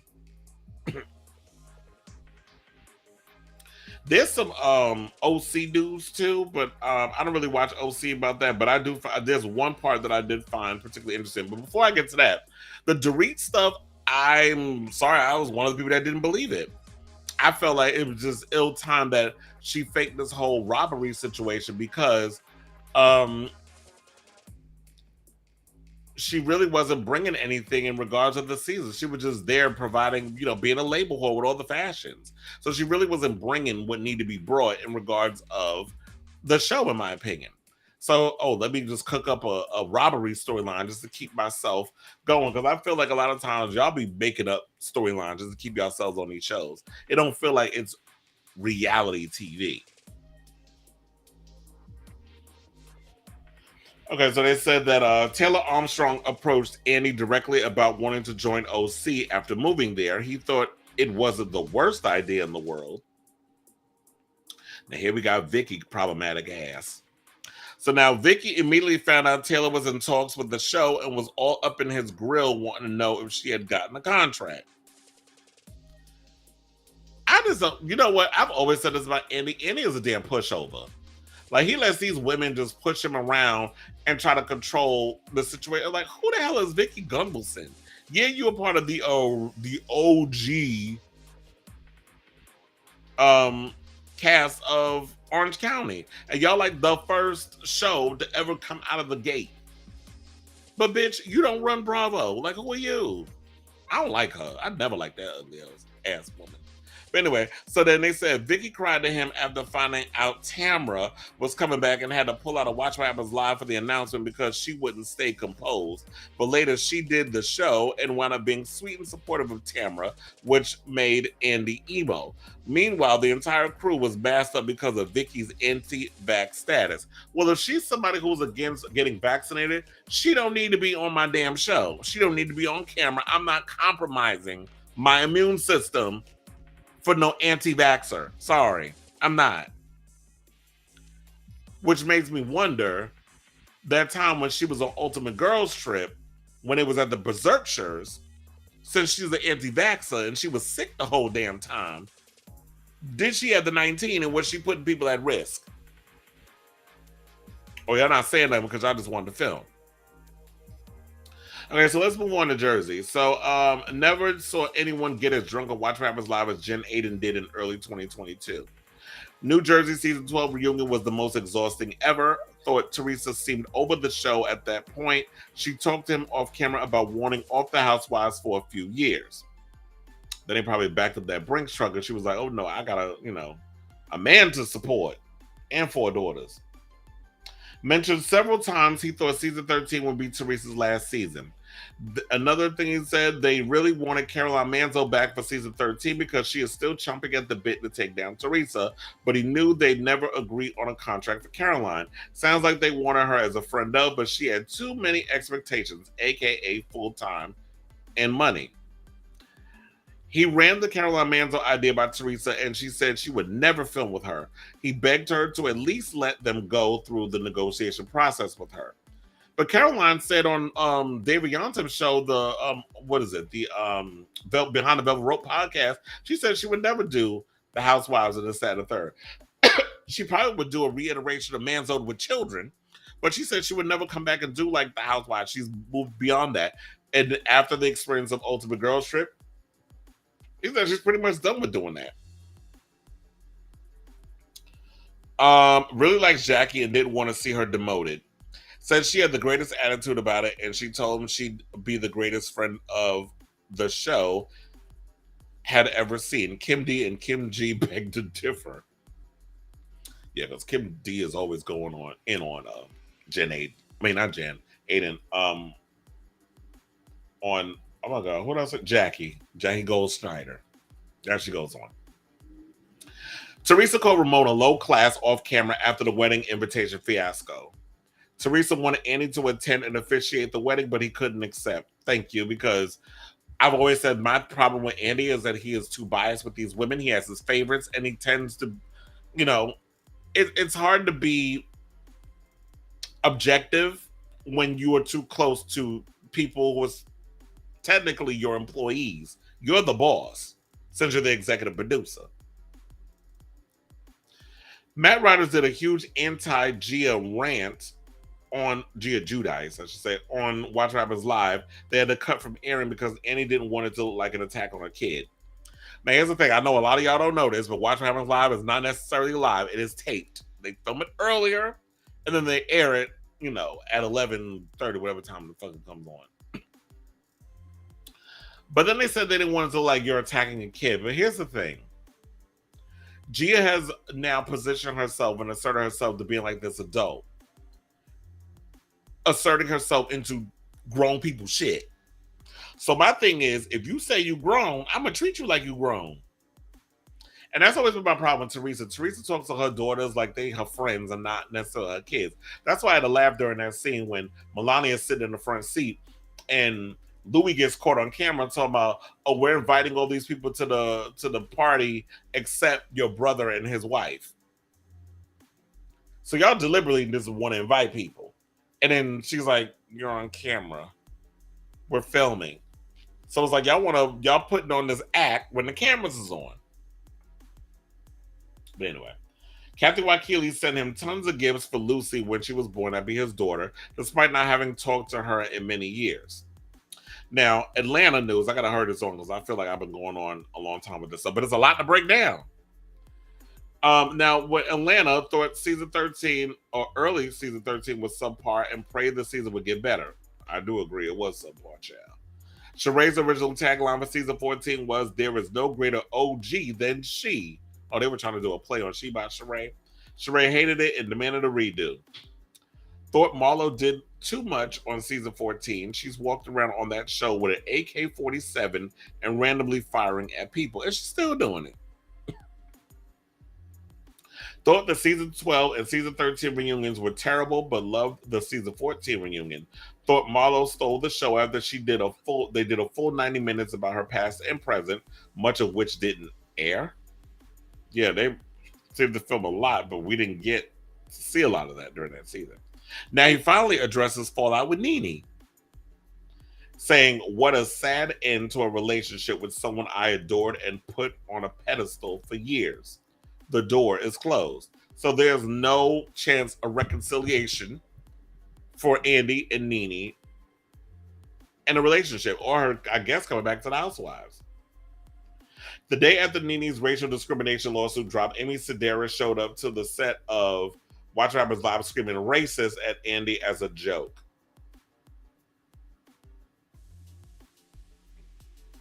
And then he talks about Salt Lake City, how he didn't think he did a good job with the season 2 reunion, hated Jen Shah's performance, thinks she tried to deflect and blame her crimes on racism, very bummed Mary didn't attend, and the Maloof rule meant she had to be fired because of it.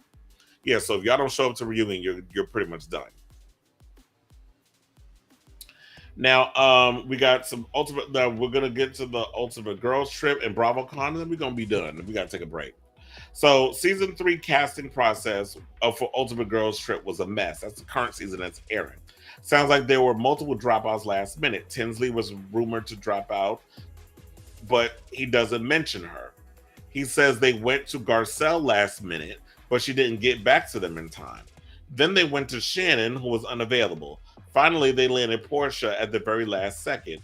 Leah was also an alternate, but he doesn't mention her. Alexis and Megan King Edmonds wanted on and were in the running, but production seemingly passed on them. Season 4 of Ultimate Girls Trip, Camille and Gretchen accepted immediately. Sounds like they were the first ones cast. Caroline Manzo was a last-minute addition. No mention on why there were so many repeats, from season 2. Yeah, they seem to be recycling a lot of the girls from prior shows. Now, BravoCon. Luann refused to be part of the performance medley until the last second when it was too late to join. Hated that Rinna got booed, but thought she handled it well. Well, she should have known that was coming because the way she performed on that last season of Beverly Hills, the fans wasn't having it. So, of course, she was going to get booed. And she said she loved it and gave them the finger. They thought she was going to pull some huge stunt after making veiled threats about the show. And last but certainly not least, told a joke on stage about Giselle's fashion sense that she ended up being really offended by, and they had to cut for TV. Also had to cut a joke about Rinna being Michael Myers. Wait, I could have sworn that that clip of the joke about um Giselle's fashion sense made it to air because I believe somebody recorded it on their phone and uploaded it to social media. I could have sworn I saw it. That's where I saw it. But anyway, that's some of the highlights and stuff of Annie's book. But if y'all still want to go out and read the book, be my guest. But just know that those are all the juicy highlights that you will get when you watch it. But I do mean when you read it. But I don't like the idea that he didn't really like go and divulge on certain things that I mentioned earlier. Like I really like some details on some stuff. I really would have loved to hear like what really went down with this whole his situation with Nene and all that other stuff. But I guess Andy's the type he's gonna give you what he feels like he wants to give you just enough. But I'm hoping somebody out there does something where we can get all the true tea of what goes on behind the scenes of these Housewives shows. All right, so we're gonna take a little break. When we come back, we're gonna get into this Todrick Hall story where he's accused of refusing to pay a $126,000 furniture bill. We're gonna talk about Britney Spears' memoir.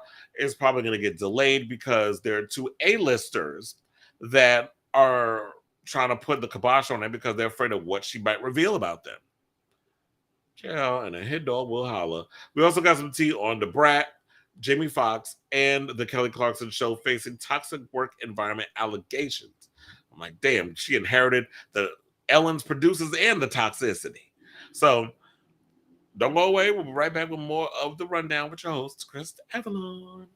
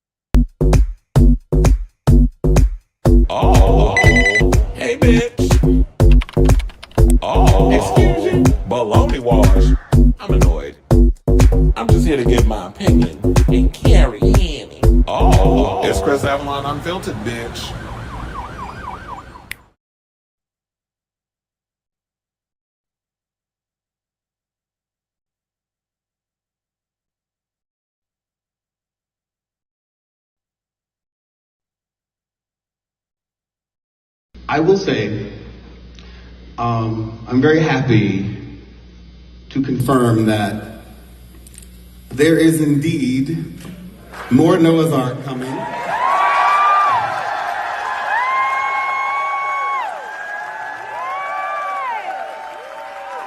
And it's coming this year.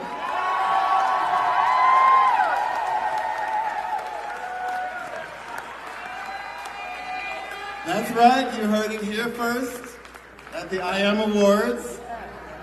Breaking news, Noah's Ark is coming back. Hey, look over there. A classic distraction technique. Distracting us away from the real issues that they were voted into office to focus on. Jobs, healthcare, keeping our children safe from harm at their own school. But we know that bullies are incompetent at solving real issues.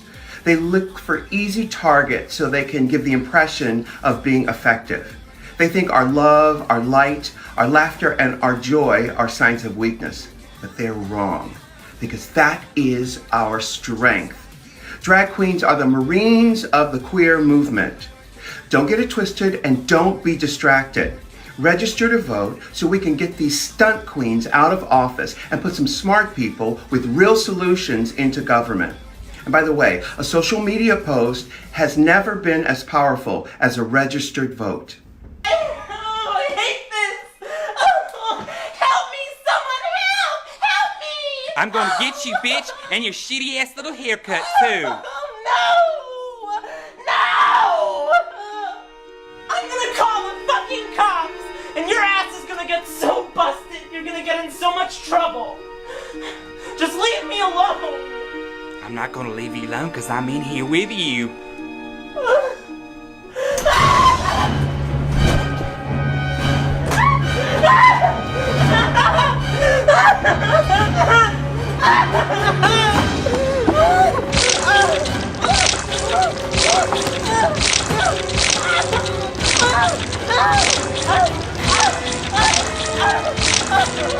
Please, don't kill me.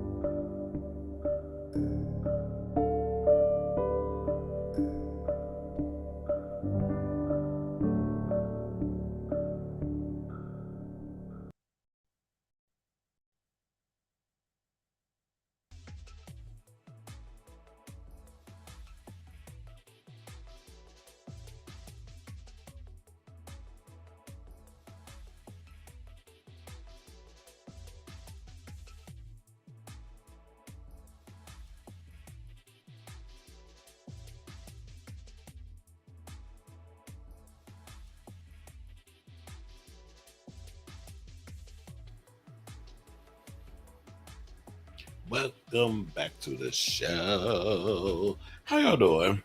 All right, welcome back to the show, y'all. Okay, so let's get right into it. So months after being sued over unpaid rent on the mansion he claims he to own, Singer and reality star Todrick Hall has been hit with yet another lawsuit. Now, according to Radar Online, the brand new lawsuit is accusing him of refusing to pay for furniture that was delivered to him in 2021. Now, according to court documents obtained by RadarOnline.com, a company called Showroom Interiors has filed a lawsuit against Todrick for breach of contract. Now, in the complaint, the company said Todrick entered into a written furniture purchase agreement on May 20th, 2021. Y'all doing furniture purchase agreement? Yeah. Oh, Showroom Interiors said it provided furniture, artwork, accessories, and other home goods as requested by Todrick on a home in Sherman Oaks, California. Showroom Interiors said Todrick agreed to pay $196,748 in exchange for the furniture. The company said it delivered the furniture. However, it said Todrick breached the deal by failing to make the payment due on October 21st, 2021. It said he once again breached the deal by missing the payment due in November. Eventually, Todrick paid $70K on the debt, but Showroom said he still owes $126K on the bill. Todrick is yet to respond to the lawsuit, which means it'll be soon that he's gonna run. Yeah, not just. Oh, come on, pink hair. I'm sure what's gonna happen is he'll probably go on social media, the TikTok or the Instagram, and dog people about this article. But here's the thing: Radar Online is reporting it. It's made the news, and I'm reporting it as I am. I saw Tommy Italiano did a video on his TikTok about it as well. Sidebar. I read your tweet. He tried to come for me. I read your tweet where you posted, oh, am I doing promotional gigs for Todrick now? Because I talked about, well, I didn't promote. I did a story on his new album that came out. What's it called? Roach Stompers, Roach Repellent, Roach Motel. Something with roaches. Roach Killer, I think is. I don't remember the goddamn name of the damn. It got some roaches up in it, and then he's working with Monet and Bob the Drag Queen in New York, who's getting into it with Jocelyn Hernandez on that reality show. New York is everywhere. Now she's doing College Hill, the season 2, and now you got Jocelyn fighting old girl from My Wife and Kids, like trying to bully her. Okay, sorry, but we done went off the whole time. Let's bring it back. I was saying that because New York is on the album. EP, whatever. It's only got 7 damn tracks on. I don't know how that's considered an album, but whatever. Here's the thing with me. Regardless of how I feel about certain people in this industry and reporting the news on them and certain shady shit that they do, you're the one who has the more personal relationship with him. And he did what he did to you. I'm reporting what needs to be reported. If somebody releases an album, I'm going to talk about it. I promote all LGBT artists. I'm not just going to be biased and be like, oh, this person ain't shit, so therefore I'm not going to put their music up here. You got to do something extremely crazy. Like, you got to do some R. Kelly type shit for me not to promote your music. And it's based on rumor or whatever. So that's just no shade. That's how I'm saying that. I'm just saying what I'm saying. But anyway, still love you though, but I'm just saying. Now, here's the thing. This is another one who tries to live beyond his means and spending money that he don't have, trying to live the lavish. Like, got this big house, and didn't he brag on, I think in one of the on one of the songs on the new album, bragging about how I own my house and this, that, and the third, and paying my bills and paying people. Like, it was something I don't remember. He was saying a whole bunch of stuff because he rapping on his new album. He tried to be a rap girl. He tried to be Nicki Minaj with the Roach album. So I believe there is a line or something up in there about him saying that y'all trying to say I don't own my house and this, that, and that, whatever. You know how the girls do when they brag and shit. But look, the people say you're not out here paying for your furniture. And I feel like someone pointed this out earlier and said that he's going to make it hard for people who want to do the same type of thing, which is we'll do the deal. You send the furniture in my house, send me the bill, and I'll pay you. I don't want to pay it all up front. Now companies are going to have to take extra precautions because Todrick out here being the gay charade as a Whitfield from Real Housewives of Atlanta, for those who don't know the reference. So you can't just be out here getting furniture, renting homes, or claiming you bought the home and not be willing to pay the money that comes into the things you want. Another one, like Kim, living beyond their means, trying to live and present this fake lifestyle that you're now living up to. And he's had this reputation over the years, unfortunately, of not paying people. His dancers, people that have worked on his music videos, you know, rent on this home, fucking furniture. Look, if you ain't got the coin, do like Bethenny said, get you some good furniture from IKEA. Yeah, that shit fall apart easy, but look, at least you have some furniture up in that house. But look, if you can't afford something like Bob's Furniture ain't that bad. I got Bob's Furniture, but I ain't got Todrick Hall money.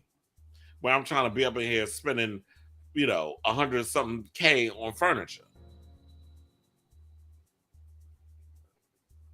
That's not me. That's not what I'm trying to do. But yeah, I'll definitely keep you guys abreast of the story as it develops. But it's unfortunate that, you know what? Todrick is somebody who is immensely talented and could have went so far in regards of being like this big breakout black gay man in the industry. But his ego, the way he presents himself, all the things that we've heard about him over the years has really tainted this image, this reputation that he has. People don't want to fuck with him. Unless you're Bob the drag queen and Monet Exchange and a couple of other girls on, in the mainstream gay industry, y'all will still fuck with a Todrick. But for the most part, a lot of people ain't messing with. Like, he has such it's a stench that comes with his name. You know how people got so pissed when that whole Real Friends of WeHo show came out and they found out he was a part of it?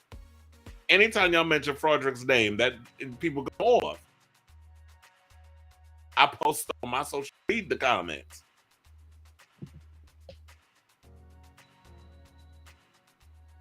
Thank you for bringing that up because I almost forgot. Then he wound up getting into it with William the Baddest. I posted up my social media too. I hate when people go, who? If y'all don't know who the fuck people are, can y'all not comment? I'm not going to sit up in here and give y'all, play-by-plays and full-on, synopsis of who people are if y'all don't know who they are. If you don't get the pop culture reference, you just don't get it. Everything ain't for y'all. And I'm just saying that in general. Because that's usually when I speak. I speak in general. If I'm going to specifically call a bitch out, I'm going to call a bitch out.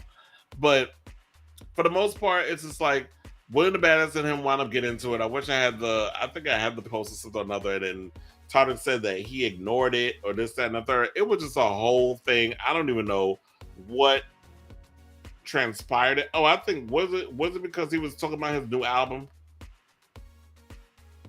I don't think I deleted it. I think it might be in here somewhere. But I believe I'm trying to think. It might have been have something to do with his album release or something, and then them two wound up kind of going at it and said that, and then Froderick implied that, oh well, I left you on read because at one point you were gonna I think you want to he wanted to collaborate with him on a song, and Todrick was like, I guess he wasn't with it. And that's that. I'm like, look, y'all both do okay songs, although, oh yeah, I found it. So this is on TTB. So William the Baddest went and put, did he pay his dancers though? And Todrick put, at William the Baddest, especially coming from you, who stays in my DMs asking to collab. This right here is why I leave you on read, because I always knew this is who you were. Don't act like you support me to my face, then go comment unnecessary things like this one. I will continue to be kind to you when I see you, but this is definitely upsetting. I can take it when it's a perfect stranger, but it's very contradictory and beyond disappointing. And then William went and put, First of all, girl, I met you many years ago, and many years before that. How many more years? Because you said many years, and many years before the many years that you met him. Oh, look at you, bro. He found the damn tweet. I mean, the Instagram post. And then he says that when I finally made it to LA, met you and was so excited to see you. You then let a girl I let move into my apartment who was secretly jealous of me fill your ears up with lies, which we never got to clear up. But then after finally getting that trash out of my space, I continued trying to talk to you, but left me nothing at all. I was like, wish we could have been friends. Child, y'all hurt my brain trying to make sense of what y'all writing. Making it seem like I'm illiterate. But I made my dreams happen You made your dreams happen? William the Bear said dreams that happen? Okay, we'll continue to fulfill his delusions. Because he said his dreams. Girl, your music is trash. And number two, you were on Bad Boys and you lasted like 2 episodes. You was fighting that boy Dylan and none of y'all hits connected. He was on the first season of Bad Boys LA. And then after that, you try to come back on the show and make a statement, like a moment, have a moment, and you got pushed in the pool. But I believe old girl like getting her big old back blown out. What's her name? Anthony Uncensored? Who I've seen, she be getting her ass beat a lot in these episodes of I don't understand how y'all just be getting on TV, getting fucked up with some damn crumbs. But anyway, so they beefing about a bunch of damn nothing. Sound more like a lover's quarrel. He's booked on 2 more MTV shows, and he is no longer with Dosh. What's Dosh? Is that the channel for Ray J? Who's on this other show, the College Hill thing? Shell, can y'all get Ray J off my damn TV too? I'm about sick of her. Okay, so you're doing 2 more MTV shows. What is it, Wild 'N Out? Wild 'N Out? I think Wild 'N Out is done, right?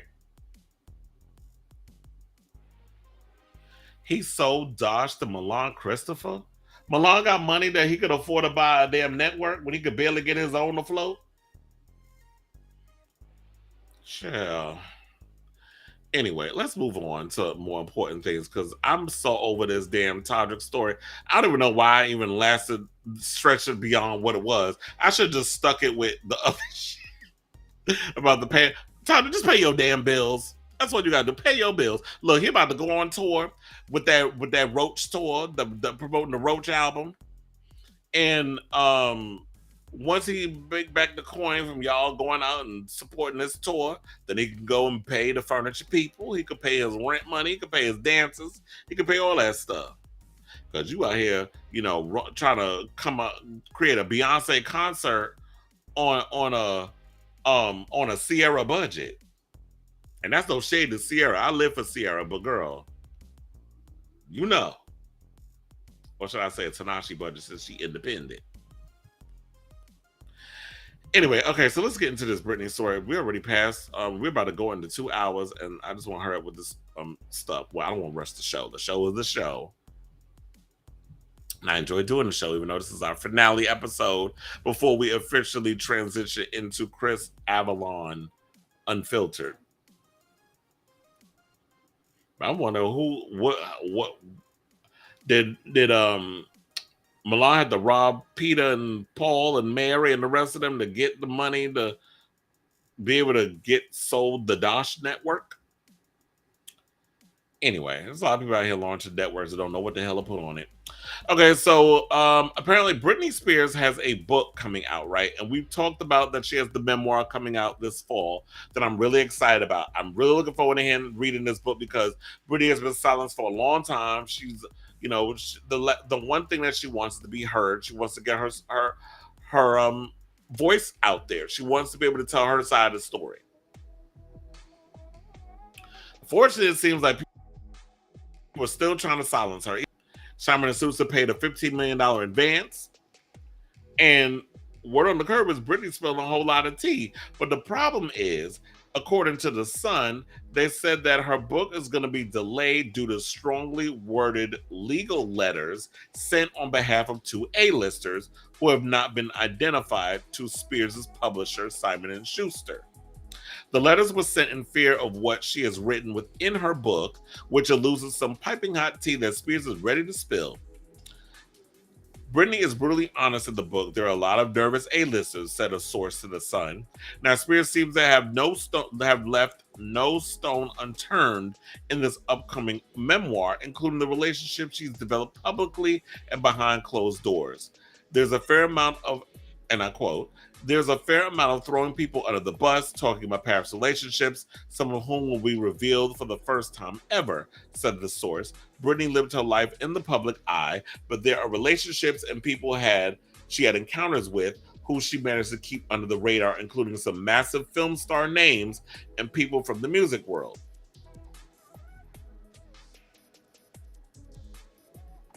Now, like I said, I was excited to read this book, but I'm a little irritated because I'm sitting there like, first of all, I did think one of them was Justin Timberlake, because Justin Timberlake probably don't want the real tea about that whole situation, why they broke up, getting out. Because like I said, over the years, it's always been alluded that Britney was the one that cheated on him with Wade Robson. That is the rumor. Hence the whole video, Cry Me a River. And that whole scenario of him trying to set up this narrative of him being the one that was wounded and Britney's the villain.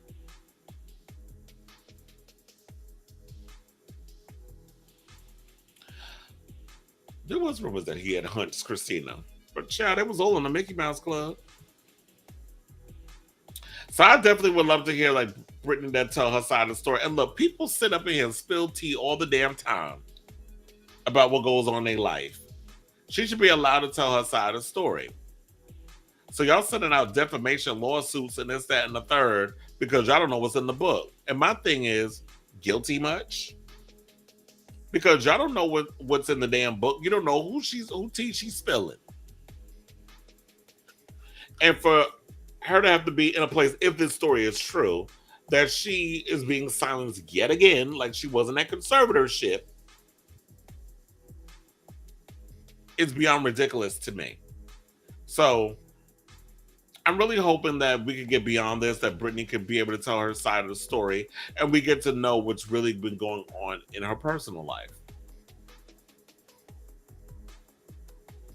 But I do think like Justin is probably trying to get him. I remember at one point I was watching something where they said that she was supposed to, like during the blackout era, she was supposed to work with Justin Timberlake and Timbaland on some tracks. And at the last minute she canceled. Probably was a lot of stuff still between them. Felix says, I wouldn't doubt Justin is one of the ones trying to get her to not say anything. Yeah, I would not put it past him either. I've never particularly liked Justin Timberlake. I liked his songs. I loved when they was a part of NSYNC, but he always just seemed to me like he was a bit of a smug, egomaniacal prick. That's always the energy I've gotten from him. This guy says, I'm Mr. Cool or whatever.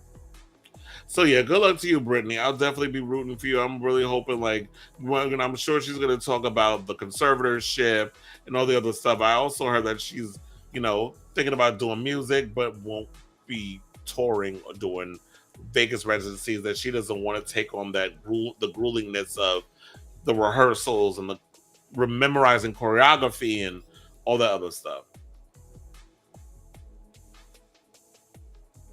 Yeah, I definitely remember, and I think that's why a lot of people still drag Justin over the coals, because of what happened to Janet's career.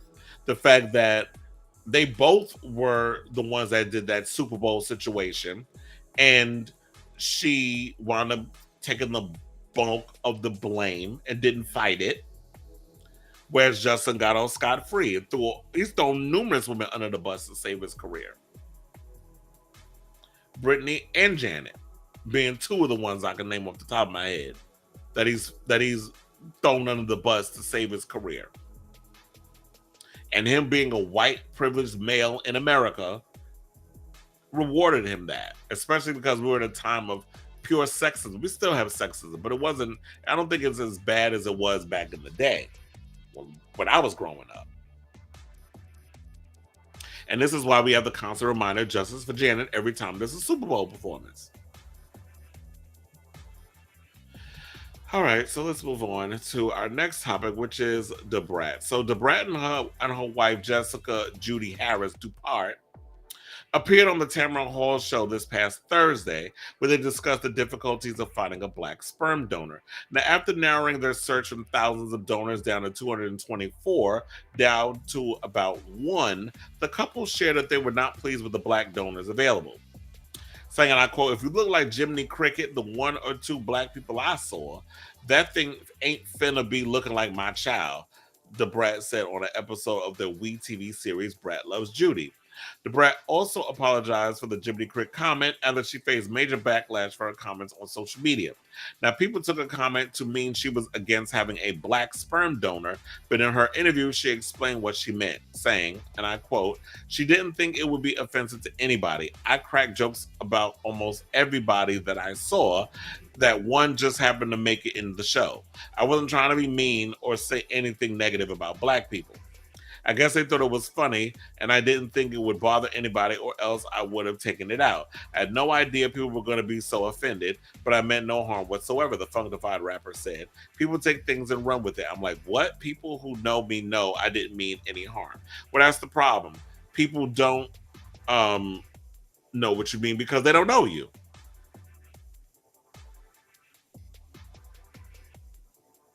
Yeah, I did see that too, that she got backlash for showing her belly. But I'm like, people show their belly. But how many pregnant women have we seen show their stomach? You think it's Justin's mother that may have had something to do with it? First of all, like I said earlier with the Britney thing, nobody knows what's in that damn book for them to even be trying to come at Britney in any way. But back to this article. So the Brat also said, "We were looking for a black donor." She says, "We're black. We want a black donor," so it was just misconstrued and taken out of context. I do feel like she did apologize and she said it was a joke between her and her wife and her doctor. And of course, when it's on camera, it's no longer between you, your wife, and your doctor. Unfortunately. Because people take things all kinds of ways. I don't understand why whenever someone says something, now it's like we have to completely walk on eggshells when it comes to certain conversations or certain things or hot button issues. Instead of getting on the Brat over the fact that she made a comment about some of the black donors not being attractive enough for her to want to mix it with her DNA. And then she said that the baby had to fit in within Judy's got some medical issues and stuff too. The real conversation we should be having is, why is there a lack of black sperm donors? I heard some people say that it has to do with the fact that they do extensive background checks on black sperm donors.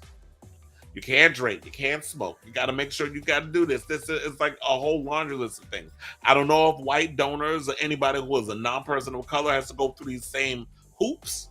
This is what I heard. I don't necessarily know if it's true. If y'all know the protocols of what it takes to give sperm, definitely leave it down in the comments. I'm curious to know. But unfortunately, there's a shortage of black men donating sperm. A lot of them want to be Nick Cannon. They want to be out here being Rolling Stones, popping out babies every goddamn where, and you hoes out here running around just being baby mamas. That's what y'all rather do, instead of just being like, let the man jerk off into a cup and put it in storage, so that way somebody can go and use it. Or maybe the Brat should have called Nick up, had him do a little donation. Kind of like, what was it, David Crosby did with back in the day when Melissa Etheridge and her wife wanted to have a baby. He was the anonymous donor. So I got what they meant. Black people are not a monolith. We don't all think the same. We don't all behave the same. And I feel like people sitting there thinking like, oh, well, you just the typical, y'all want a race mix. Y'all don't want any black people. Y'all want automatically go for the white child because it does this. I was like, y'all be reading too much into whatever your insecurities is, and that y'all want to incorporate that into what other people's situation is, and that's not what it is. I totally got what the Brat and her wife was saying and what they meant, But of course, like in anything, people take things out of context. And of course, with doing a reality show, they're gonna take the most salacious thing that someone says and it's gonna make the cut because it's gonna make you feel a kind of way. Yes, I did see that, where the whole arc about Nick Cannon deciding to have sex with whoever calls him that day. That's how he figures out where he's gonna stay and all the other stuff. I just need Nick Cannon to stop talking. I've been doing a lot of stories on Nick Cannon this week where he's been talking a lot of foolishness about a lot of things, particularly his relationship with Mariah, his bid for baby mothers. You just sound like a straight up clown. You want to be he wants to be like this bad boy type so bad. Nick Cannon is so corny to me. I can't with him. But anyway, we not talking. That was one of the articles I did think about talking about, but I was like, I don't care enough about him. He's just so corny to me. One of the articles I do want to talk about is this whole thing going on, these conflicting reports about Jamie Foxx. Because at this point, I don't know what to believe anymore. So, 1 minute we're hearing y'all want thoughts and prayers for Jamie Foxx. And then he's doing well. Then he's on life support. And y'all need our prayers some more. Then you got people talking about that he's fearing for the worst. Because Torre, who's a journalist, well-renowned American journalist, revealed on social media that Jamie was on life support and in the ICU. His daughter Cohen went on Instagram to throw a dagger in the claims. She said the father was discharged from the hospital weeks ago and has been recuperating at home. She even claims her father was playing picket ball the day before the story came out. Now, after there was like prepare for the worst, it said, update from the family. Sad to see how the media runs wild. My dad has been out of the hospital for weeks, recuperating. In fact, he was playing pickleball yesterday. Thanks for everyone's prayers and support. We have an exciting work announcement coming next week too. Okay, well, the work assignment, what I want to see, I want to basically see, I want to see Jamie out and about, in a wheelchair, whatever, sitting in a chair, speaking on this. I want to see what this work assignment is. Because somebody's lying. Either Torre's lying or Corinne's lying. But someone pointed this out to me earlier, and I was like, you know what? You absolutely are right. This all could have been avoided if they would have just revealed that Jamie was out of the hospital. That Jamie was fine. Y'all wait until Torre says something to all of a sudden want to control the narrative. And I think that's what it is. There's some shit going on behind the scenes with Jamie. And to me, it just seems like the family's trying to control the narrative. I'm not saying you need to give us every aspect of detail, but like, I don't need to know what type of toilet paper Jamie Foxx wipe his ass with. I don't need to know what type of toothpaste he used. I don't need to know how many times a day he jerks off or hunches whatever girl that's throwing their coochie in his way. I don't need to know all them details.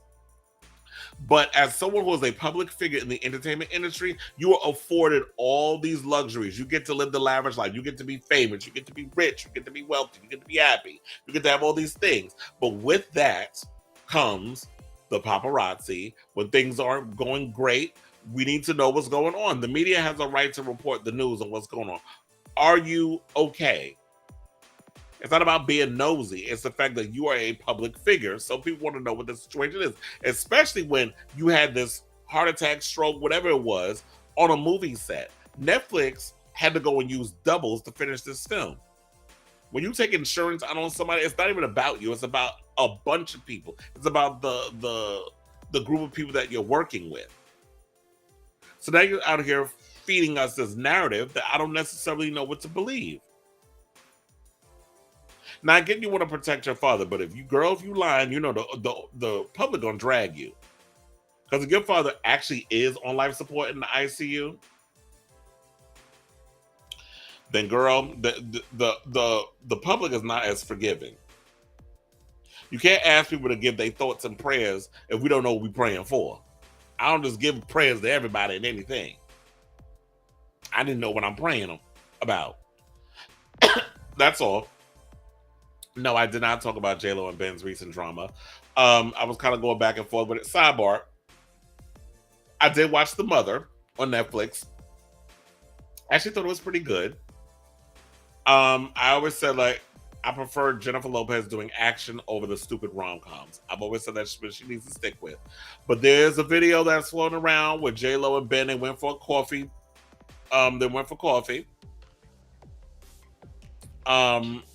And then they're coming back to the car. And he looks like, child, like she done sucked 10 years out of him. But, you know, white people don't age as well as, you know. There's very few white people that out here that still look youthful. That can still get it. Jared Leto is like 52. It looks like he's 25 still. Brian Phillippe still look like, you know, he did back in the day, and I Know What You Did Last Summer. And Cruel Intentions. So there's some white people out here who did not spoil like rotten milk. Ben Affleck is one of them that look like he out of it. He might be back on the sauce and the smoking and stuff, but you know what? And then there was a thing where he was opening the door to let J-Lo in. He opened the passenger's door for her, being chivalrous, a gentleman. But then he slammed the door. I was like, well, goddamn. Save the, you know, my mother was like, I need that. Like when we used to slam the door back, I was like, I need that door. So he slammed the door and he's getting in. But they were saying it was a paparazzi. He's irritated by the paparazzi. Child, you knew who the fuck you married. Y'all both Leos. You know Jennifer Lopez loves the press. She loves the paparazzi. She deals with it. She's used to it. I get it. You're supposed to be this blue-collar guy from Boston that doesn't like the press and the paparazzi. You just want to make your little movies. And so, sidebar, his film Air that just came out, the movie's 5 minutes ago, it's already on Amazon Prime. So if y'all need to see that, definitely check it out. I do want to see that movie, by the way. I might check it out this week or next week. I don't know when, but I'm going to check it out. But anyway, I don't know. Some people feel like that their marriage might be on the rocks and this, that, and the third. I'm like, look, Ben knew what the hell he was getting into when he married J-Lo. They've been together before. This is not the first time. How it is, and yes, she is high maintenance. They're even though they both share the same sign, I do think they're two different types of Leos. She is someone who's very high maintenance and very much, you know, egomaniacal. But look, this is the price you pay. Y'all get to live the lavish life and have all this luxuriousness and bask in all of that. Something's got to give. And I like them both. For different reasons. I just hope that this marriage can last, because I feel like at this point, if J-Lo and Ben can't make this work, she better not get married again. But with them two, I've just been like, if he's so unhappy and he's realizing the grass ain't as green, he probably thought that, you know, all that time passed, that they both have matured a little bit. And maybe he has. But with her, it's just like, yeah, she's matured to a point, but she likes all the pomp and circumstance and the glitz and the glamour and getting all dolled up. She's admitted it. She likes all of that. She spilled that tea when at the Met Gala, she was interviewed. She was doing reviews for, promotion, I should say, for The Mother. I think she was talking to Hoda and George Bush's daughter. And she mentioned that she likes all the Met Gala stuff, the getting all dressed up and glammed up and all that stuff. Ben could care less about that shit. He only cares if he's getting nominated for an Oscar. But I hope I hope there's no trouble in paradise. But I feel like that he's got to really, like, you know who you married. So you did either shit or get off the pot. If you wanted somebody regular, should have stayed with the other Jen, Garner. All right, so let's get to our last story. Speaking of talk show circuits, because we're just talking about, you know, Hoda and the other one.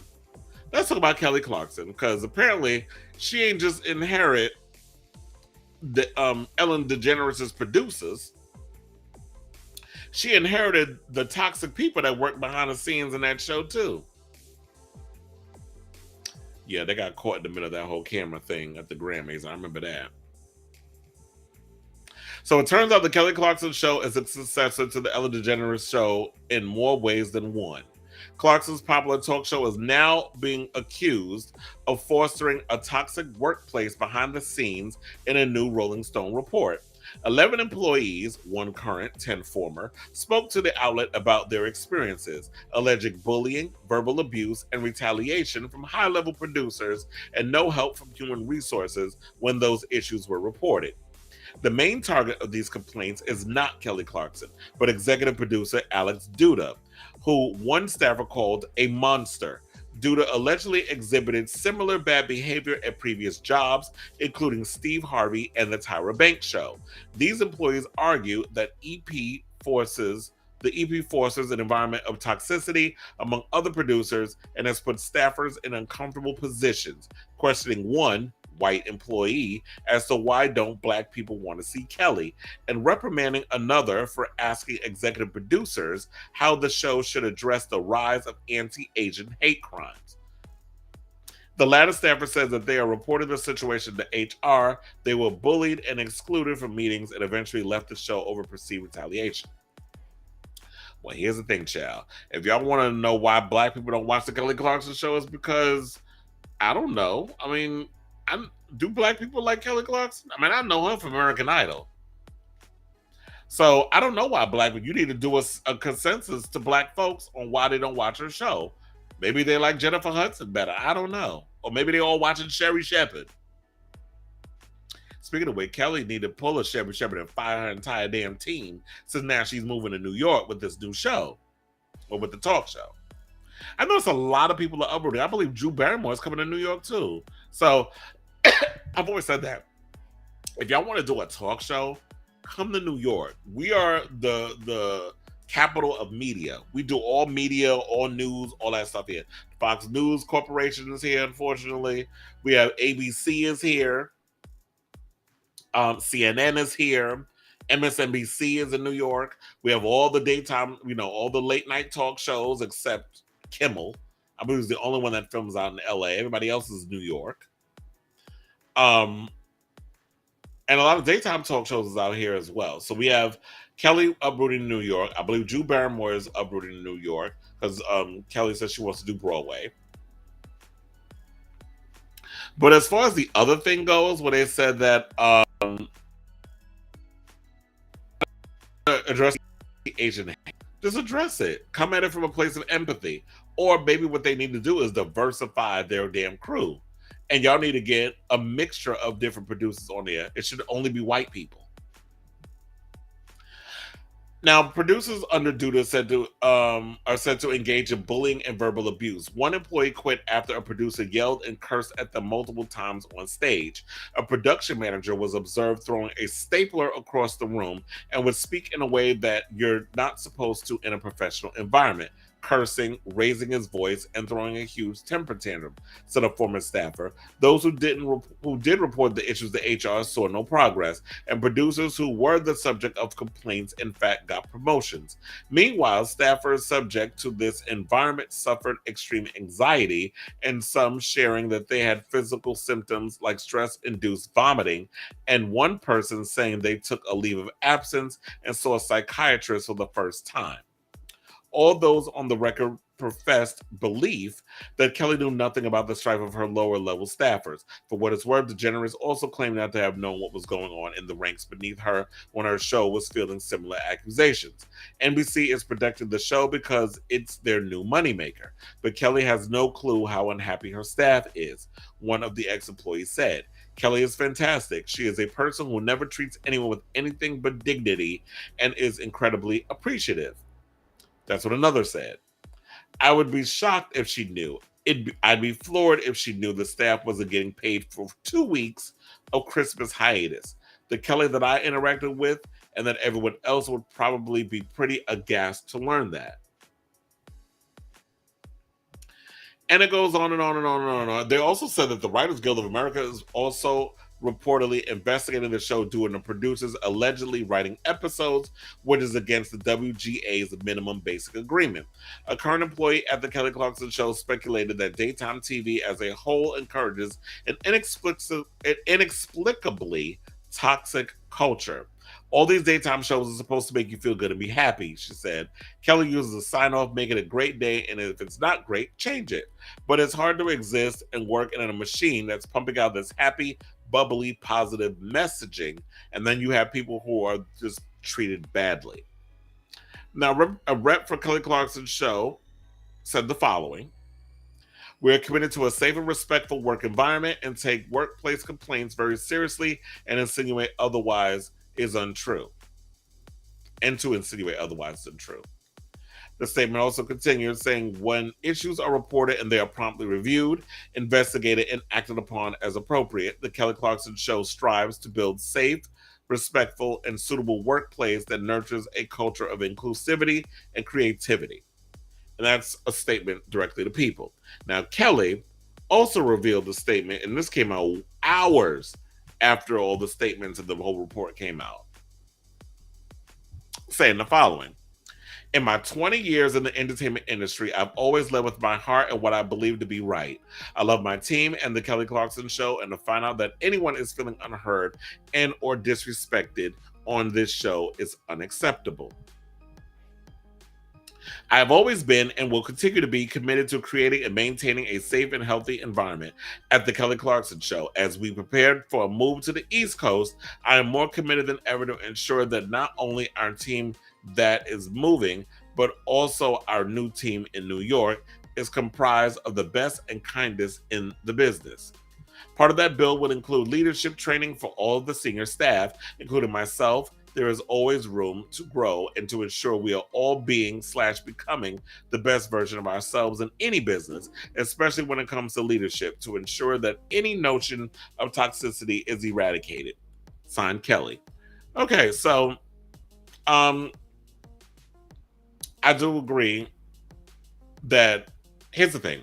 A lot of these shows need to be more diverse. If y'all have a diverse group of people working on these shows, the environment, I feel like, will be more entertaining. If you have Black people, Asian people, or different aspects of people of color working on these shows, maybe they'll gravitate towards Kelly Clarkson. I don't know the demographic of who actually watches her show because I don't watch her show. I don't watch a lot of daytime TV. So if it just so happens that I come across, like, I spend a lot of time on YouTube. So if it just so happens that I come across a clip of someone on a show that is she's interviewing or singing with or whatever the case is, I'll stop and I'll watch. But for the most part, I don't really partake in a lot of daytime talk shows. I feel like the whole daytime format is stale. I agree with Felix that some of the happiness that is perpetuated on some of these shows comes across as fake. I'm all about authenticity and being, genuine. I don't get the whole, if I'm not feeling your authenticity coming through on the screen, I'm not watching. Oh, well, that seems to be the overall demographic for daytime anyway, would be housewives and gay folk. So I think that's basically who's watching Kelly Clarkson. But I'm glad she put out a statement. I know she's going to be moving to the East Coast in the fall. This Duda person, like, I don't know how this Alex Duda person is able to hopscotch from one show to another with this, carrying the same toxic energy, bullying tactics, all of that stuff. And they're not reprimanded. That they continue to get job after job after job after job, knowing this person's reputation. And now it's all going to fall on the talent because it's like, my name is the one that's on the marquee. So I'm the one who's going to have to take a bulk of the hate. They don't know who these producers and shit are backstage as being toxic to the employees. My name is on the marquee. So it's all going to come down on me. And is it fair? No, because unfortunately, that's the name of the gig. A lot of people don't know who these people are behind the scenes, so they're not going to point the finger at them. They're going to point the finger at the talent. And we already know over the years, people said that Tyra Banks was problematic with her show. So, maybe this will get people interested in watching the Kelly Clarkson show. They said it does really well. What's the night shift? Oh, so I don't know. Good luck to you, Kelly. I'm really hoping that you come out of this victorious. It's crazy that you know, we're still in a time where it's supposed to be Me Too and accountability and all this other stuff. And we have people still out of here creating toxic work environments, bullying people, being mean spirited, but putting on this fake ass, you know, act on camera. Not saying that was Kelly, I'm saying that was Ellen.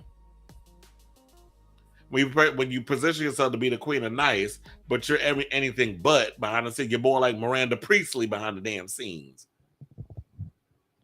But anyway, so good luck, Kelly. Hope the show does well. We moving. I wonder where she's moving. I wonder if she's gonna move in the same block as. Well, I think they said she was moving to like 50th something street, but I don't know. I would have been like, why don't they move her in the other building next to Kelly? I mean, next to Sherry Shepherd, because that's where the old Rachel Ray show used to be. Right around the corner from my gym, the Sherry Shepherd show, and on the opposite side, it's a one big building. They had Rachel Ray there. So I don't know. Kelly, fire your entire team of producers like Sherry Shepherd did and start anew when you get to the East Coast. Now, on that note, I want to thank you all for watching The Rundown. This will probably be the final episode we ever do of the show because now we're going to morph into something different, meaning Chris Avalon Unfiltered. That will be coming in June. So we're going to be taking 2 weeks off. Just follow me on all my social media platforms. I'll probably do a couple of TikToks to keep abreast of what's going on in social media and all the entertainment news I'll be giving y'all. In the meantime, until we relaunch the show, I'll let you guys know what's going on with the whole Red Eye Radio gig and all that stuff once all that is sealed. So there's a lot of things coming down the pipe. There's a lot of stressful things I'm going to be doing in the next 2 weeks. And I'll fill you all guys in on this when, we'll be back in the winter with that. But in the meantime, we'll be launching Chris Avalon Unfiltered. But anyway, so in the meantime, thank you all who continuously supported this show and the new fans that come in every week. We'll be getting a lot more subscribers, so I want to give it up to y'all and praise y'all and all that stuff. Follow all my social media platforms at the Chris Avalon _ that is the new Instagram. I need to change it on Twitter, but it's still the Chris Avalon. But yeah, the Chris Avalon _ is the Instagram. Definitely follow me over there. I post a lot on there as well. Trying to get those numbers back up because I lost a lot of followers because Instagram did me dirty. Sons of bitches. Anyway, love you for watching. Thank you for watching. Until next time, ciao, darlings.